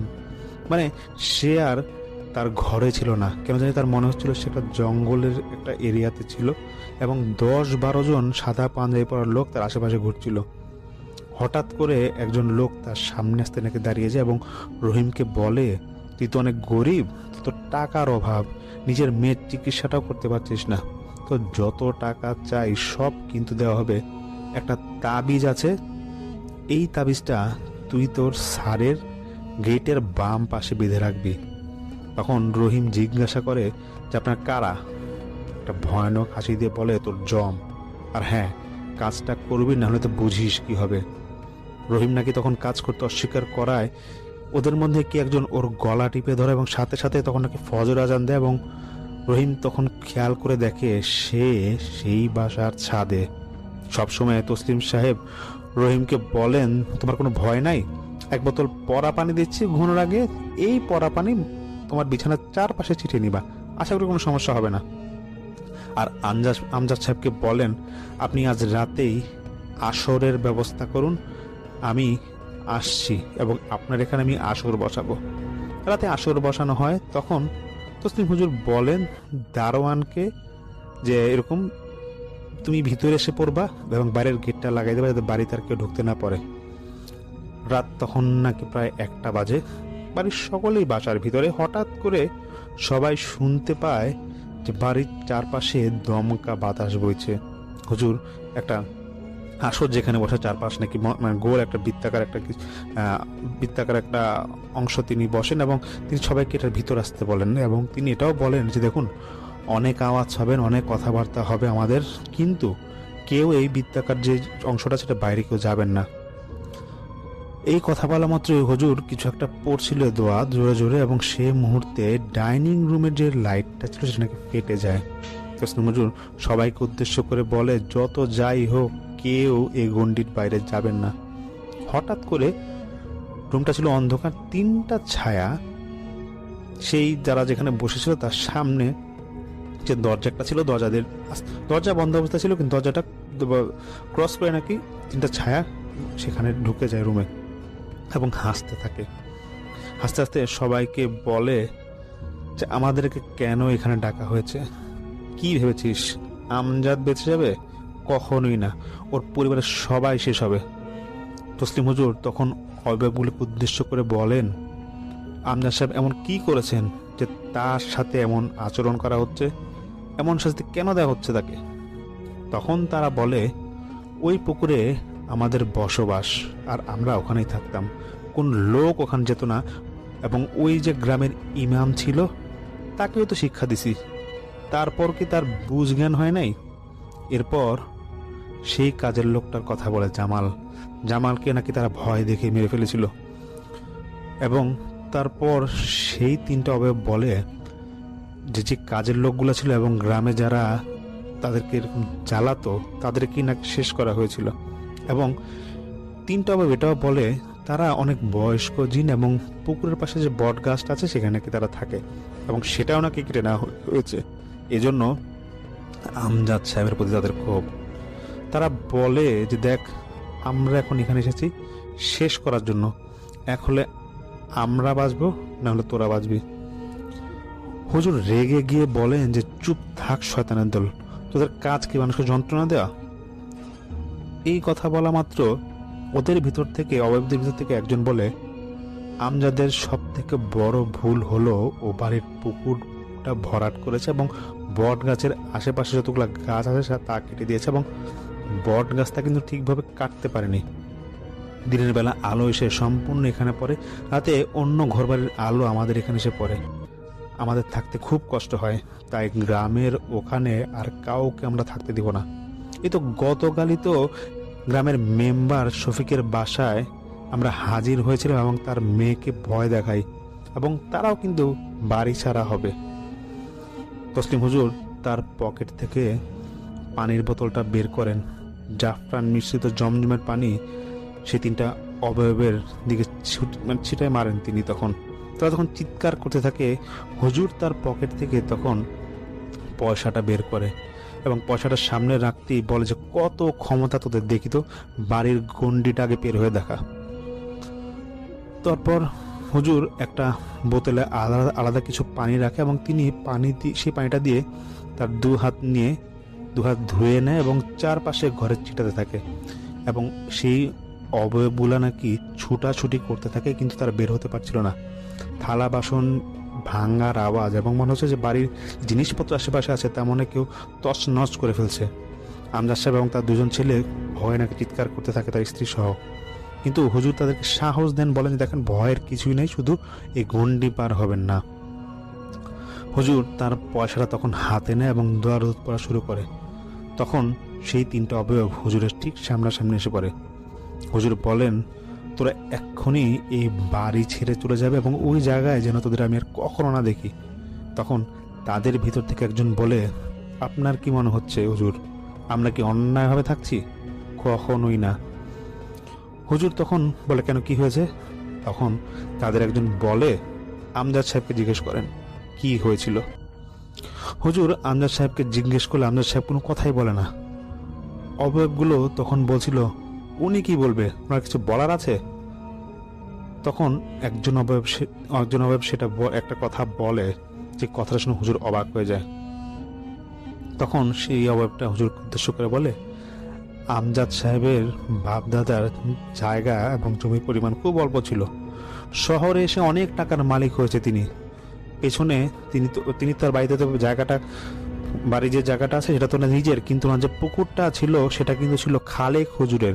তিনি অনেক বুজুর্গ একজন ব্যক্তি ছিল এবং 5 ওয়াক্ত নামাজ পড়তো, এবং আমজাদ সাহেব চক্রান্ত করে তার জমিটা কেড়ে নেয়, কিন্তু তিনি সেটা সঠিকভাবে নিতে পারেনি। খালেক যে ছিল হুজুর, তার যে এক ছেলে ছিল, তাকে রাতের আধারে আমজাদ সাহেব এবং তার যে দলবল ছিল তারা কি অনেক মারধর করে তার পাটা ভেঙে দেয়, তাকে প্রায় পঙ্গু করে দেয়, এবং তারা সেই সাথে খালেক হুজুরকে হুমকি দিয়ে বলে যে আপনি এই জায়গা ছেড়ে চলে যান এবং জায়গাটা কম মূল্যে আমাদের কাছে বিক্রি করে দেন। তখন গ্রামের অন্যান্য যারা ছিল তাদের সামনে সেই খালেক হুজুর আমজাদ সাহেবের ভয় সবার সামনে সেই জায়গাটা কম দামে বিক্রি করে সেখান থেকে চলে যায়। চলে যাওয়ার পর শুধু এতটুকুই সেই খালেক সাহেব বলে যায়, আপনি এখানে কিভাবে থাকেন তা দেখে নিব।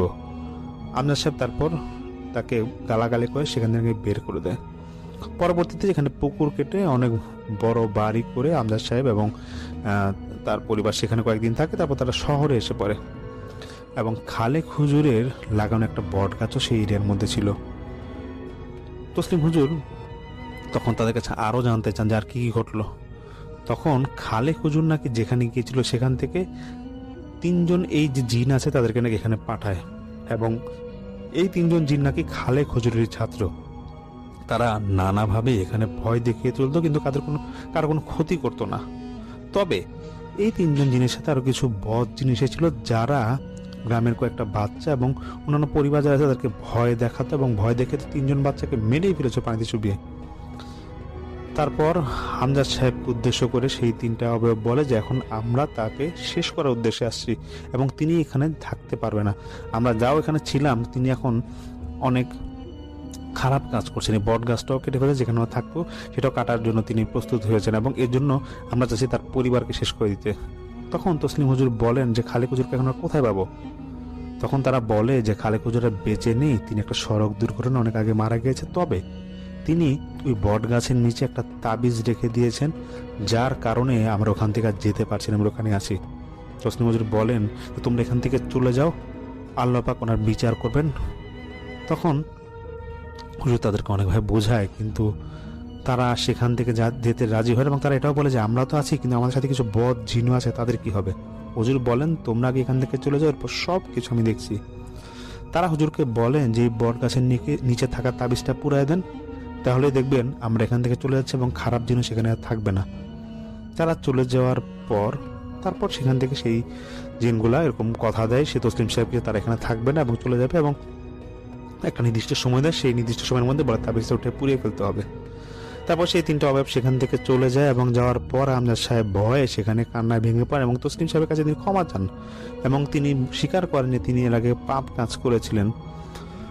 তসলিম হুজুর বলেন দেখুন, আমাকে তো কিছু বলার নাই, আপনি পাপ করছেন, আপনার পাপের ফল আপনিই পাবেন, আল্লাহ আপনাকে শাস্তি দেবে এবং আল্লাহ আপনাকে ক্ষমা করবে, আল্লাহর কাছে আপনি মাপ চান। তো পরের দিন সকালে ঠিক হয় যে আমজাদ সাহেব তার গ্রামে হুজুরকে নিয়ে যাবেন এবং তাবিজটি উঠিয়ে সেখান থেকে পুড়িয়ে ফেলবেন এবং তার আশেপাশে ঘর যেখানে আছে সেটা বন্ধ করে দেবেন এবং তিনি সেখানে যান গ্রামে এবং সেই বটগাছদের নিচে ঠিক তাবিজ পান। তাবিজ পাওয়ার পর তিনি সেটা পুড়িয়ে ফেলেন সবার সামনে এবং গ্রামবাসী সহ আশেপাশে যারা সেই বাড়ির যারা ছিল তাদেরকে উদ্দেশ্য করে বলে যে এই বটগাছ এবং আশেপাশের এরিয়া অত সহজে বন্ধ করা যাবে না এবং এটা এখানে যেটাই আছে যেভাবেই আছে সেভাবেই থাক, এখানে যাতে মানুষ আশেপাশে কেমন কিছু না করে, মানে বাড়ি ঘর না করে বা পুকুর খাল না কাটে এবং গাছপালা যাতে না কাটে, যেভাবে আছে এরকমই পড়ে থাক। তো আমজাদ সাহেবকে সেটা রিকোয়েস্ট করা হয় এবং এটাও বলা হয় যে এখানে যদি আশেপাশে যে এরিয়াটা আছে তাবিজ যেখানে থেকে তোলা হয়েছে আশেপাশে যদি সাপ বা অন্য কোনো প্রাণী যদি এখানে দেখা যায় তাদেরকে যাতে কেউ কখনো মানে আঘাত না করে সেটাও বলে দেয় এবং আমজাদ সাহেবকে এটাও বারবার বলে যে আপনি কখনোই ভুলে জমি বিক্রি করতে যাবেন না, নাহলে কিন্তু আপনার বিপদ ঘটবে। তারপর হুজুর সেখান থেকে চলে আসেন এবং চলে আসার পর আমজাদ সাহেবও তারপর আর ওনার কোনো ক্ষতি হয়নি। হুজুর পরবর্তীতে আমজাদ সাহেবের সাথে আর কখনো তিনি যোগাযোগ করেননি এবং তিনি জানেন না পরবর্তীতে তার কি সেখানে হয়েছিল। যেহেতু ঘটনাটা আমাকে পাঠায় জাবের ভাই পটুয়াখালী থেকে, তো জাবের ভাইকে অসংখ্য ধন্যবাদ এবং তিনি ঘটনাটা তার আমি আগেও বলেছি তার বাসার উপর তলায় এই তসলিম সাহেব তিনি থাকেন এবং তার কাছ থেকেই এই জাবের ভাই ঘটনাটা তিনি এটা সংগ্রহ করেছেন। অসংখ্য ধন্যবাদ জাবের ভাইকে ঘটনাটার জন্য। আরও একটা ঘটনায় চলে যাব আমরা এবং এই ঘটনাটা একটা অডিও ক্লিপ। চলুন শুনে আসি অডিও ক্লিপটি। আশা করছি এই অডিও ক্লিপটিও আপনাদেরকে অনেক অনেক আনন্দ দেবে। চলুন শুনে আসি। হ্যালো লিসেনার্স, হ্যালো রাসেল ভাই, আসসালামু আলাইকুম। আশা করি আপনি ভালো আছেন, ভালোর তলে আছেন। আমি রিপন লালমনিরহাট থেকে। আজকে যে ঘটনাটা আমি আপনাদের কাছে শেয়ার করব সেটা এমন একটা ঘটনা, সেটা হচ্ছে হাইওয়েতে একটি ঘটে যাওয়া ঘটনা। এটা ঢাকা এবং চট্টগ্রাম হাইওয়েতে একটি বিশেষ ঘটনাকে কেন্দ্র করে। এই ঘটনাটা প্রায় 15 বছর আগের এবং এখানে একটি মর্মান্তিক দুর্ঘটনা ঘটেছিল এবং এই ঘটনাটা আমাদেরকে শেয়ার করেছিলেন সোহেল ভাই। তো তিনি আমাকে যেভাবে ঘটনাটা শেয়ার করেছেন আমি চেষ্টা করবো সেইভাবে আপনাদের কাছে উপস্থাপন করার। তো আমি ঘটনা শুরু করতেছি। ঘটনাটি ঘটে ঢাকা চট্টগ্রাম হাইওয়ের একটি বিশেষ অংশকে ঘিরে, যেটি গভীর জঙ্গলের পাশ দিয়ে গেছে এবং যেখানে প্রায় দুর্ঘটনা ঘটে। স্থানীয়রা এই জায়গাটিকে নিশির মোড় নামে ডাকে। প্রায় 15 বছর আগে এই মোড়ে একটি মর্মান্তিক দুর্ঘটনা ঘটে। একটি দ্রুতগামী ট্রাক এবং একটি ছোট পরিবার বহনকারী গাড়িকে ধাক্কা দেয়। সেই গাড়িতে ছিলেন এক সদ্য বিবাহিত দম্পতি আসিফ এবং শারমিন, যারা নতুন জীবন শুরু করার স্বপ্নে বিভোর ছিলেন। দুর্ঘটনায় স্ত্রী শারমিন ঘটনাস্থলেই মারা যান আর গুরুতর আহত হয় আসিফ। পরে আসিফ দিয়ে হাসপাতালে নিয়ে যাওয়া হয় এবং তিনি হাসপাতালে মারা যান। লোকমুখে রটে আসে শেষ মুহূর্তে শারমিনের আত্মা নাকি চিৎকার করে বলেছিল যে এই রাস্তায় যারা বেপরোয়া গাড়ি চালাবে তাদের জীবনেও তিনি শান্তি আসতে দিবে না। ঘটনাটি ঘটে 2024 সালের এক শীতের গভীর রাতে। সোহেল একজন অভিজ্ঞ দূরপাল্লার ট্রাক ড্রাইভার, চট্টগ্রাম থেকে মালামাল নিয়ে ঢাকার দিকে ফিরছিলেন। রাত তখন প্রায় 2টা। তিনি যখন নিশির মোড়ের কাছাকাছি আসছিলেন তখন হাইওয়ে ছিল একদম জনমানব শূন্য। নিশির সেই মোড়টা পেরোনোর ঠিক আগে সোহেল দেখলেন রাস্তার একপাশে একটি পুরনো আমলের লণ্ঠনের মতো আলো জ্বলছে, অথচ সেখানে কোনো বাড়ি বা স্থাপনা নেই। কাছাকাছি আসতে তিনি এক যুবতী মেয়েকে দেখতে পেলেন। তিনি সাদা শাড়ি পরে রাস্তার পাশে দাঁড়িয়ে আছেন এবং হাত নেড়ে তাকে থামানোর ইঙ্গিত করতেছেন। মেয়েটির চেহারায় কেমন যেন ধোঁয়াশা ছিল। সোহেলের হৃদয়ে ধক করে উঠল। তিনি ভাবলেন হয়তো কোনো অসহায় যাত্রী সাহায্য চাইছেন। তিনি ট্রাকটি থামালেন। মেয়েটি উঠে এসে সামনের সিটে বসলো। আশ্চর্যের বিষয় হলো এই শীত থাকা সত্ত্বেও মেয়েটির শরীরে কোনো ধরনের শীতের কাপড় চোপড় ছিল না। সোহেল জানতে চাইলেন কোথায় যাবেন। মেয়েটি ফিসফিস করে বলল, সামনে, আমার বাড়ির কাছে। সোহেল তখন একটি আয়নার মেয়েটির প্রতিছবি দেখতে চাইলেন, কিন্তু তিনি সেখানে আয়নাটিকে সম্পূর্ণ ফাঁকা দেখলেন। সোহেলের এটা দেখে তো হাত পা ঠান্ডা হয়ে গেল। তিনি বুঝতে পারলেন এ কোনো সাধারণ মানুষ নয়। দ্রুত তিনি ট্রাকের গতি বাড়িয়ে দিলেন। গতিবৃদ্ধির সাথে সাথে ট্রাকের গতি যত বাড়তে থাকলো তত বেশি মেয়েটা নীরব উপস্থিতির জন্য অস্থির হয়ে উঠল। হঠাৎ মেয়েটি তার কাঁধে হাত রাখলো। সোহেল অনুভব করলেন বরফের মতো শীতল এক স্পর্শ। সোহেল যখন ভয়ে একটু ঘুরে তাকালেন তখন তিনি দেখলেন মেয়েটির চেহারা বিকৃত হয়ে গেছে। যে মেয়েটা একটু আগে সুন্দর ছিল দেখতে, সেই মেয়েটা এখন এমন অবস্থা যে বলা বাহিরে। তাকে মেয়েটি কর্কশ করে বলল, এত দ্রুত কেন চালাচ্ছেন? তোমার কি তাড়াহুড়া আছে? আমি বলেছিলাম এই পথে যারা তাড়াহুড়া করে তাদের আমি পরিণতি ভালো হয় না। তুমি কি এটা জানো না? চরম ভয়ে সোহেল ব্রেক চেপে ধরলেন। ট্রাকটি রাস্তার ধারে কেঁপে উঠল। যখন তিনি সামনের দিকে তাকালেন তখন দেখলেন মেয়েটি নেই। তার আসলে পাশে শুধু কিছু শুকনো বকুল ফুলের পাপড়ি পড়ে আছে, যা কোনোভাবেই ওই সময়ে সেখানে থাকার কথা নয়। সোহেল বুঝতে পারলেন তিনি শারমিনের আত্মার মুখোমুখি হয়েছিলেন। তিনি তার দুর্ঘটনার মৃত্যুর কারণ বেপরোয়া গতি নিয়ে প্রতিশোধ নিচ্ছিলেন।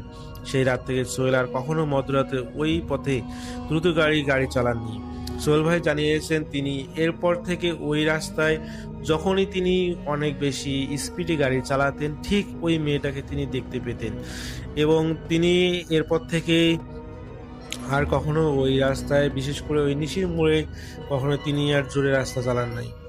তো যারা এই ঘটনাগুলো শুনতেছেন, বিশেষ করে যারা ট্রাক ড্রাইভার ভাইরা আছেন ঢাকা চট্টগ্রামে যারা গাড়ি চালান, তো তারা যদি এই ধরনের ঘটনাগুলোর সম্মুখীন হন আপনি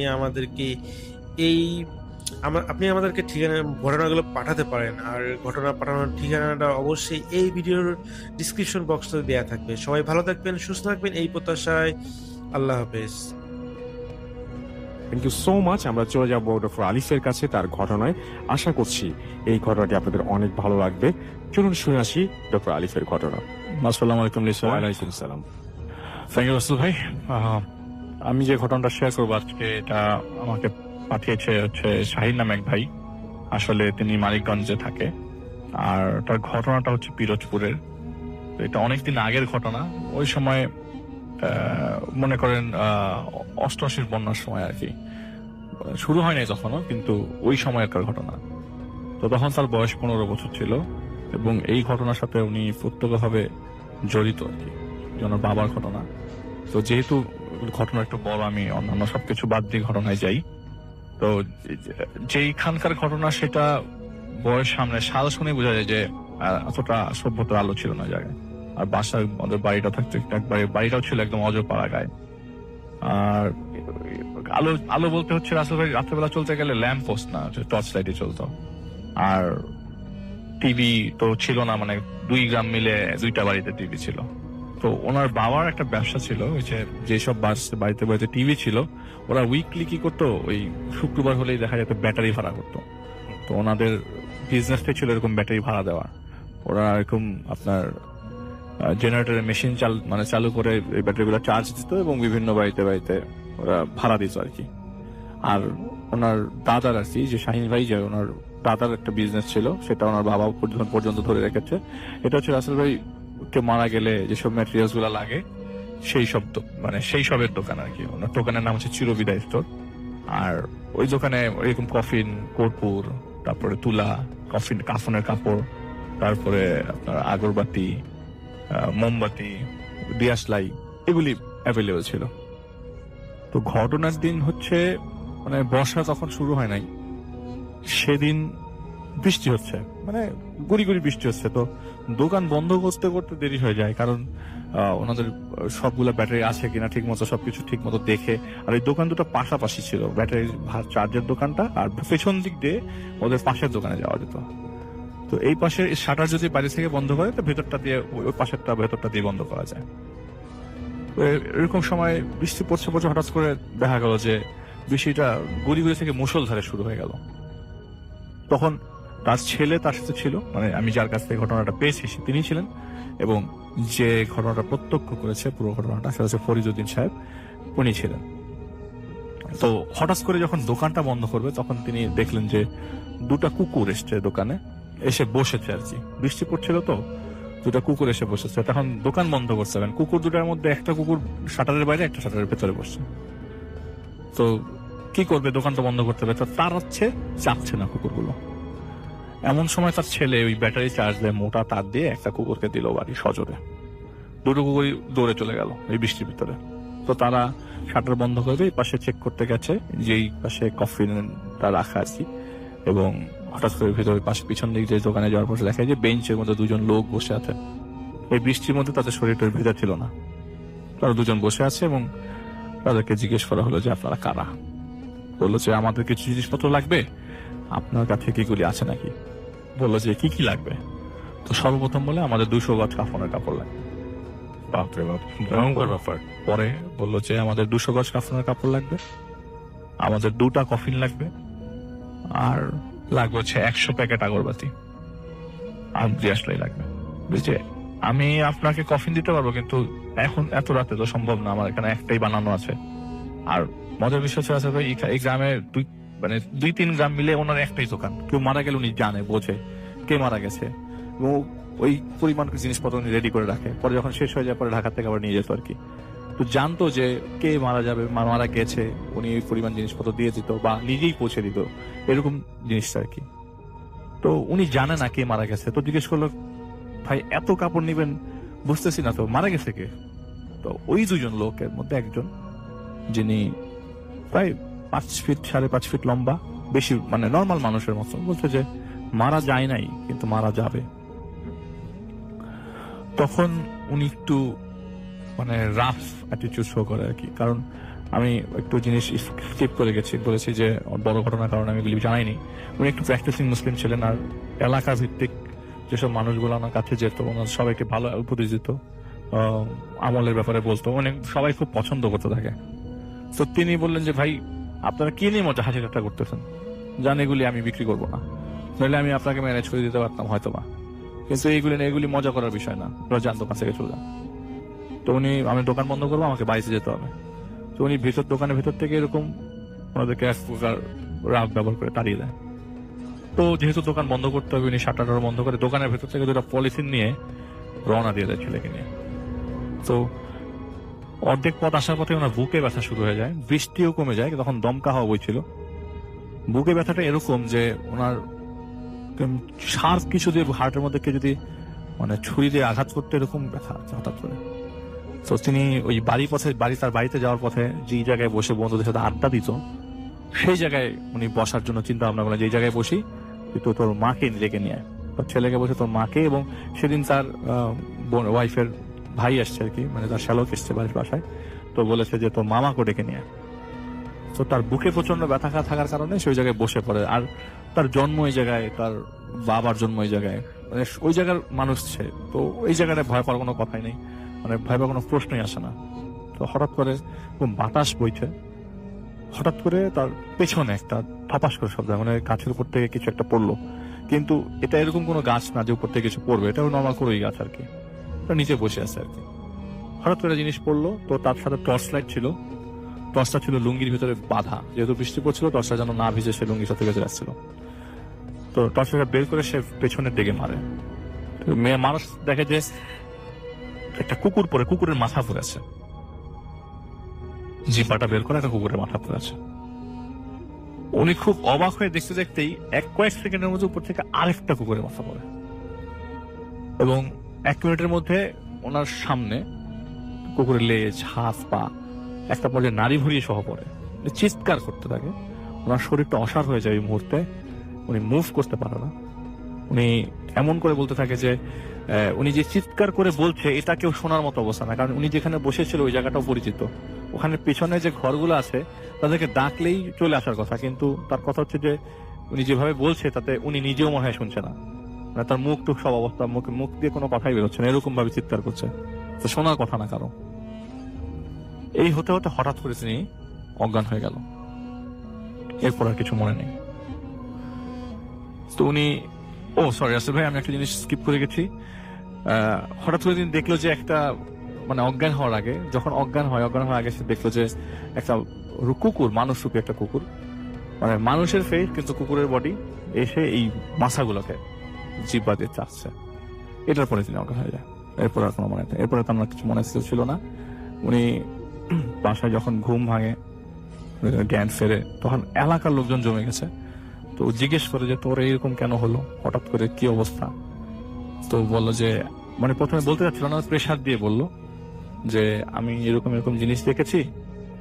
এটা কথা বলে নাই যে দোকানে তার দুজন লোক এসেছে, এসব কথা তিনি গ্রামবাসীর কাউকে বলে নাই। তো বলেছে যে এরকম অবস্থা, আমি কাছে নিতে এসব জিনিস দেখেছি। তো বলে যে ভাই তুই, তোর বুকে ব্যথা ছিল, হয়তো বেশি এক্সপেন্সিভ প্রেশারের কারণে তুই কিছু উল্টাপাল্টা দেখছিস, সেটা কোনো কিছু না ভাই, টেনশন করিস না, কোনো কিছু হবে না। ওই দিন রাতের থেকে তার 102 ডিগ্রি জ্বর। জ্বরটা এমন যে প্রায় 3-4 দিন তাকে ভোগায়, এবং জ্বরের অবস্থায় উনি যে বিলাপ গুলা পারে, সেখানেও তিনি বারবার নাকি এরকম ভাবে বলেছে শুভ অবস্থায় যে তোরা আমাকে মারিস না, এই তোরা দূরে থাক, আমার কাছে আসিস না, এরকম কিছু আর কি। তো বাসার সবাই মনে করেছিল উনি মারা যাবেন আর কি, কারণ যে অবস্থায় বিলাপ করা শুরু করেছে আগেকার লোকজন মনে করতো যে এরকম অবস্থা থাক মানে ভালো না, ভালো লক্ষণ না। তো একটা পর্যায়ে উনি সুস্থ হয়ে ওঠে আস্তে আস্তে 4-5 দিন পর। সেদিন মানে টেনশনটা এরকম ছিল যে ওনার তো ব্যবসায়ী হচ্ছে ওই ব্যাটারির দোকানটা, তো অনেকগুলো বাসায় ব্যাটারি চলে যায় আর কি, চলে যাওয়ার কারণে মানে রিসিভ করতে পারছে না। ওই মুহূর্তে দোকান চালাচ্ছিল তার চালক আর তার ছেলে মিলে একসাথে চালাচ্ছিল। তো ব্যাটারি গুলাকে উঠাতে হবে, রিসিভ করতে হবে, এই নিয়মটা ওই জানতো না দেখে সে এই শরীর খারাপ নিয়েও সেদিন দোকানে যায়। দোকানে যাওয়ার পর তার চালককে বলে যে এইখান থেকে লিখে যায় এসব জায়গা থেকে তোকে ব্যাটারি গুলো তুলতে হবে, নাহলে ব্যাটারি গুলো আবার চার্জ দিতে হবে, নাহলে সব তো ব্যবসায়ী ব্যাটারি গুলোই। তো যাই হোক, উনি এরকম অবস্থায় কথা বলতে বলতে সন্ধ্যার সময় মাগরিবের ওয়াক্তের একটু আগে 6 জন লোক তার দোকানে আসে। এসে বলে আমাদের 2টা কফিন লাগবে, আপনাকে যে দুজন মানুষ আসছিল অর্ডার দিয়ে গেছিল, আপনি কি রেডি করে রেখেছেন? বলে কই, আমাকে তো কেউ কোনো কিছু অর্ডার দেয়নি। বলে আচ্ছা ঠিক আছে, যখন অর্ডার দেয়নি তখন থাক, আপনি একটাই কফিন দেন, মানে 2টা কফিন দেওয়া সম্ভব না, একটা কফিন দেন, আর 2 জন মানুষের জন্য কাফনের কাপড় দেন, আর কিছু জিনিসপত্র লাগবে, এগুলি আমাদের এই বাড়িতে পৌঁছায় দেন। উনি বলে এই আপনি নিয়ে যান, আর কে মারা গেছে বলেন তো, নাম বলেন তো আমি একটু শুনি। বলে আপনি চিনবেন না, আপনি নিয়ে যান, এটা ওই বাড়ির লোক। তো ওই বাড়ির তো সবাই পরিচিত, মানে তার পরিচিত সবাই। তো ওনারা আর কিছু বলে নাই, ওরা হাঁটা শুরু করে দেয়। তো দেখে ওনারা কথা শুনে নেয়, বলে আমাদের কাজ আছে, আপনারা একটা বাসায় পৌঁছায় দেন, বাড়িতে পৌঁছায় দেন। তো ওই বাড়িতে যেতে ক্ষেতের মাঝখান দিয়ে গেলেও যেতে 20 মিনিট সময় লাগে। তো উনি ভাবলেন যে উনি যেহেতু এরকম ইসলামিক মাইন্ডের একটা মানুষ, ইসলাম প্র্যাকটিসিং মুসলিম আর কি, ঠিক আছে একটা খেদমতের জন্য জিনিসগুলো দিয়ে আসে বাড়িতে। একটা মানুষ মারা গেছে, দেখাও তো বিষয়, দেখারও তো দরকার কে মারা গেল। তখন পর্যন্ত ওনার কাছে এগুলো হিট করে নাই। লাস্ট বার যে 2 জন লোক এসছে, ওরা কাফনের কাপড় দিয়েছে, কফিন দিয়েছে, সেগুলি জিনিস ওটা প্রপারলি হিট করে নাই। যেহেতু বাড়ির নাম বলছে, ওনার বাড়ির দিকে রওনা দিয়েছে জিনিসপত্রগুলো নিয়ে। সাথে ছিল তার শ্যালক। তো শ্যালককে আপনার ওই বাড়িতে ঢোকার পথে এন্ট্রেন্সে মানে প্রবেশের, ওই বাড়িতে ঢোকার প্রবেশের পথে ওই শ্যালককে দাঁড়া করে, মানে দেখি কি অবস্থা, কে মারা গেছে দেখা দরকার।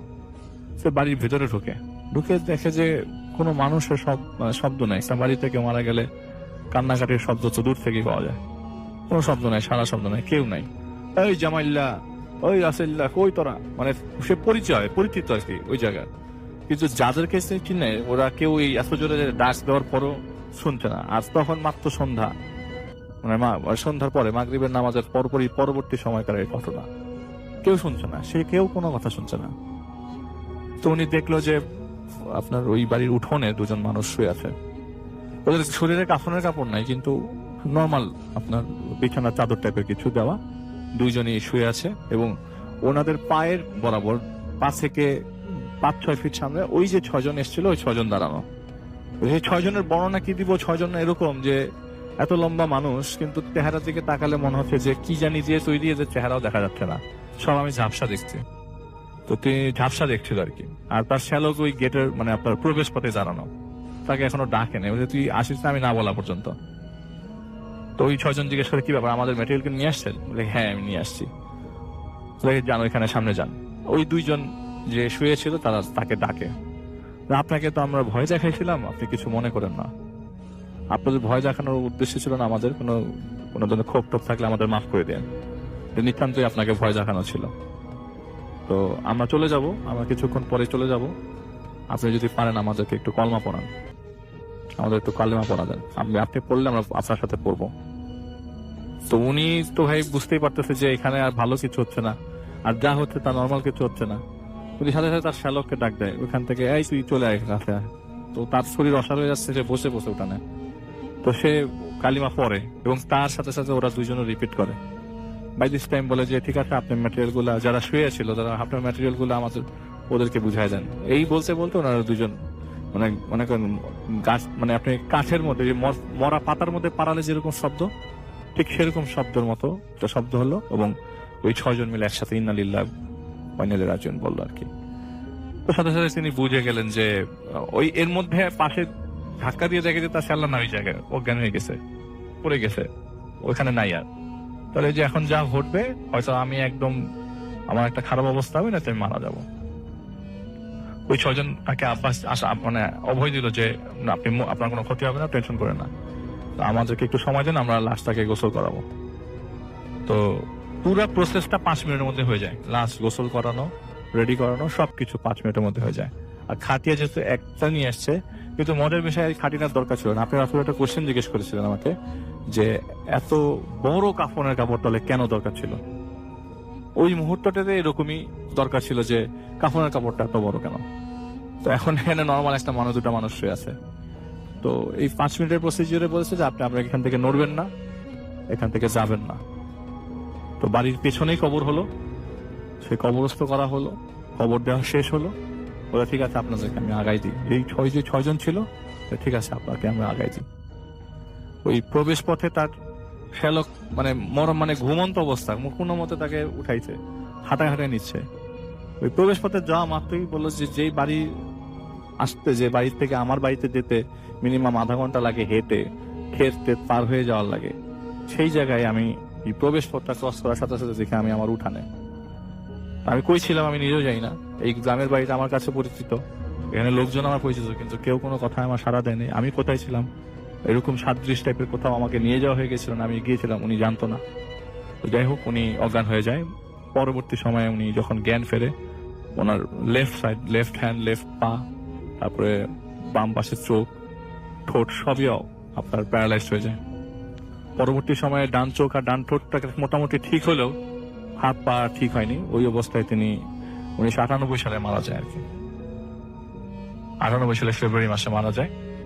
আর এই ঘটনাটা শেয়ার করে ওনার ছেলে, সম্পূর্ণ ঘটনাটা শেয়ার করে ওনার ছেলে। উনি আমি অনেকবার এই ঘটনা ঘটার পর অনেকে বলেছে, কিন্তু রাসেল ভাই ওই মুহূর্তের পরে কিন্তু তাকে আর কোনো কিছু, কেউ কারো কোনো ক্ষতি করার ট্রাই করে না। এবং সে যখন একজনের কাছে গেছে জানার জন্য যে তার ঘটনাটা কেন ঘটেছে, তিনি তার ছেলে বলেছে যে আমরা শুনেছি যে বাবাকে তারা অনেক পছন্দ করতো, যে 2 জন মারা গেছে তারা বাবাকে পছন্দ করতো, এই জন্য হয়তো তার দোকানে যাওয়া, এই জন্য হয়তো তার সামনে দেখা দেওয়া, নাহলে এটা কখনোই সম্ভব ছিল না। এটা ছিল রাসেলের প্রথম story. Okay, thank you so much.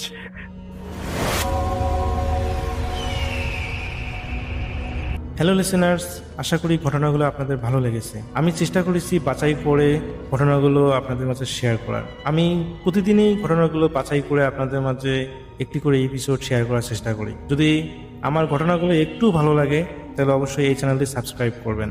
আর আপনারা কোথা থেকে এই ঘটনাগুলো শুনতেছেন, যদি আপনাদের ঠিকানাগুলো জানান তাহলে আমি অনেক কৃতজ্ঞ হব। তাহলে আমি বুঝতে পারবো যে আপনারা কোথা থেকে শুনতেছেন।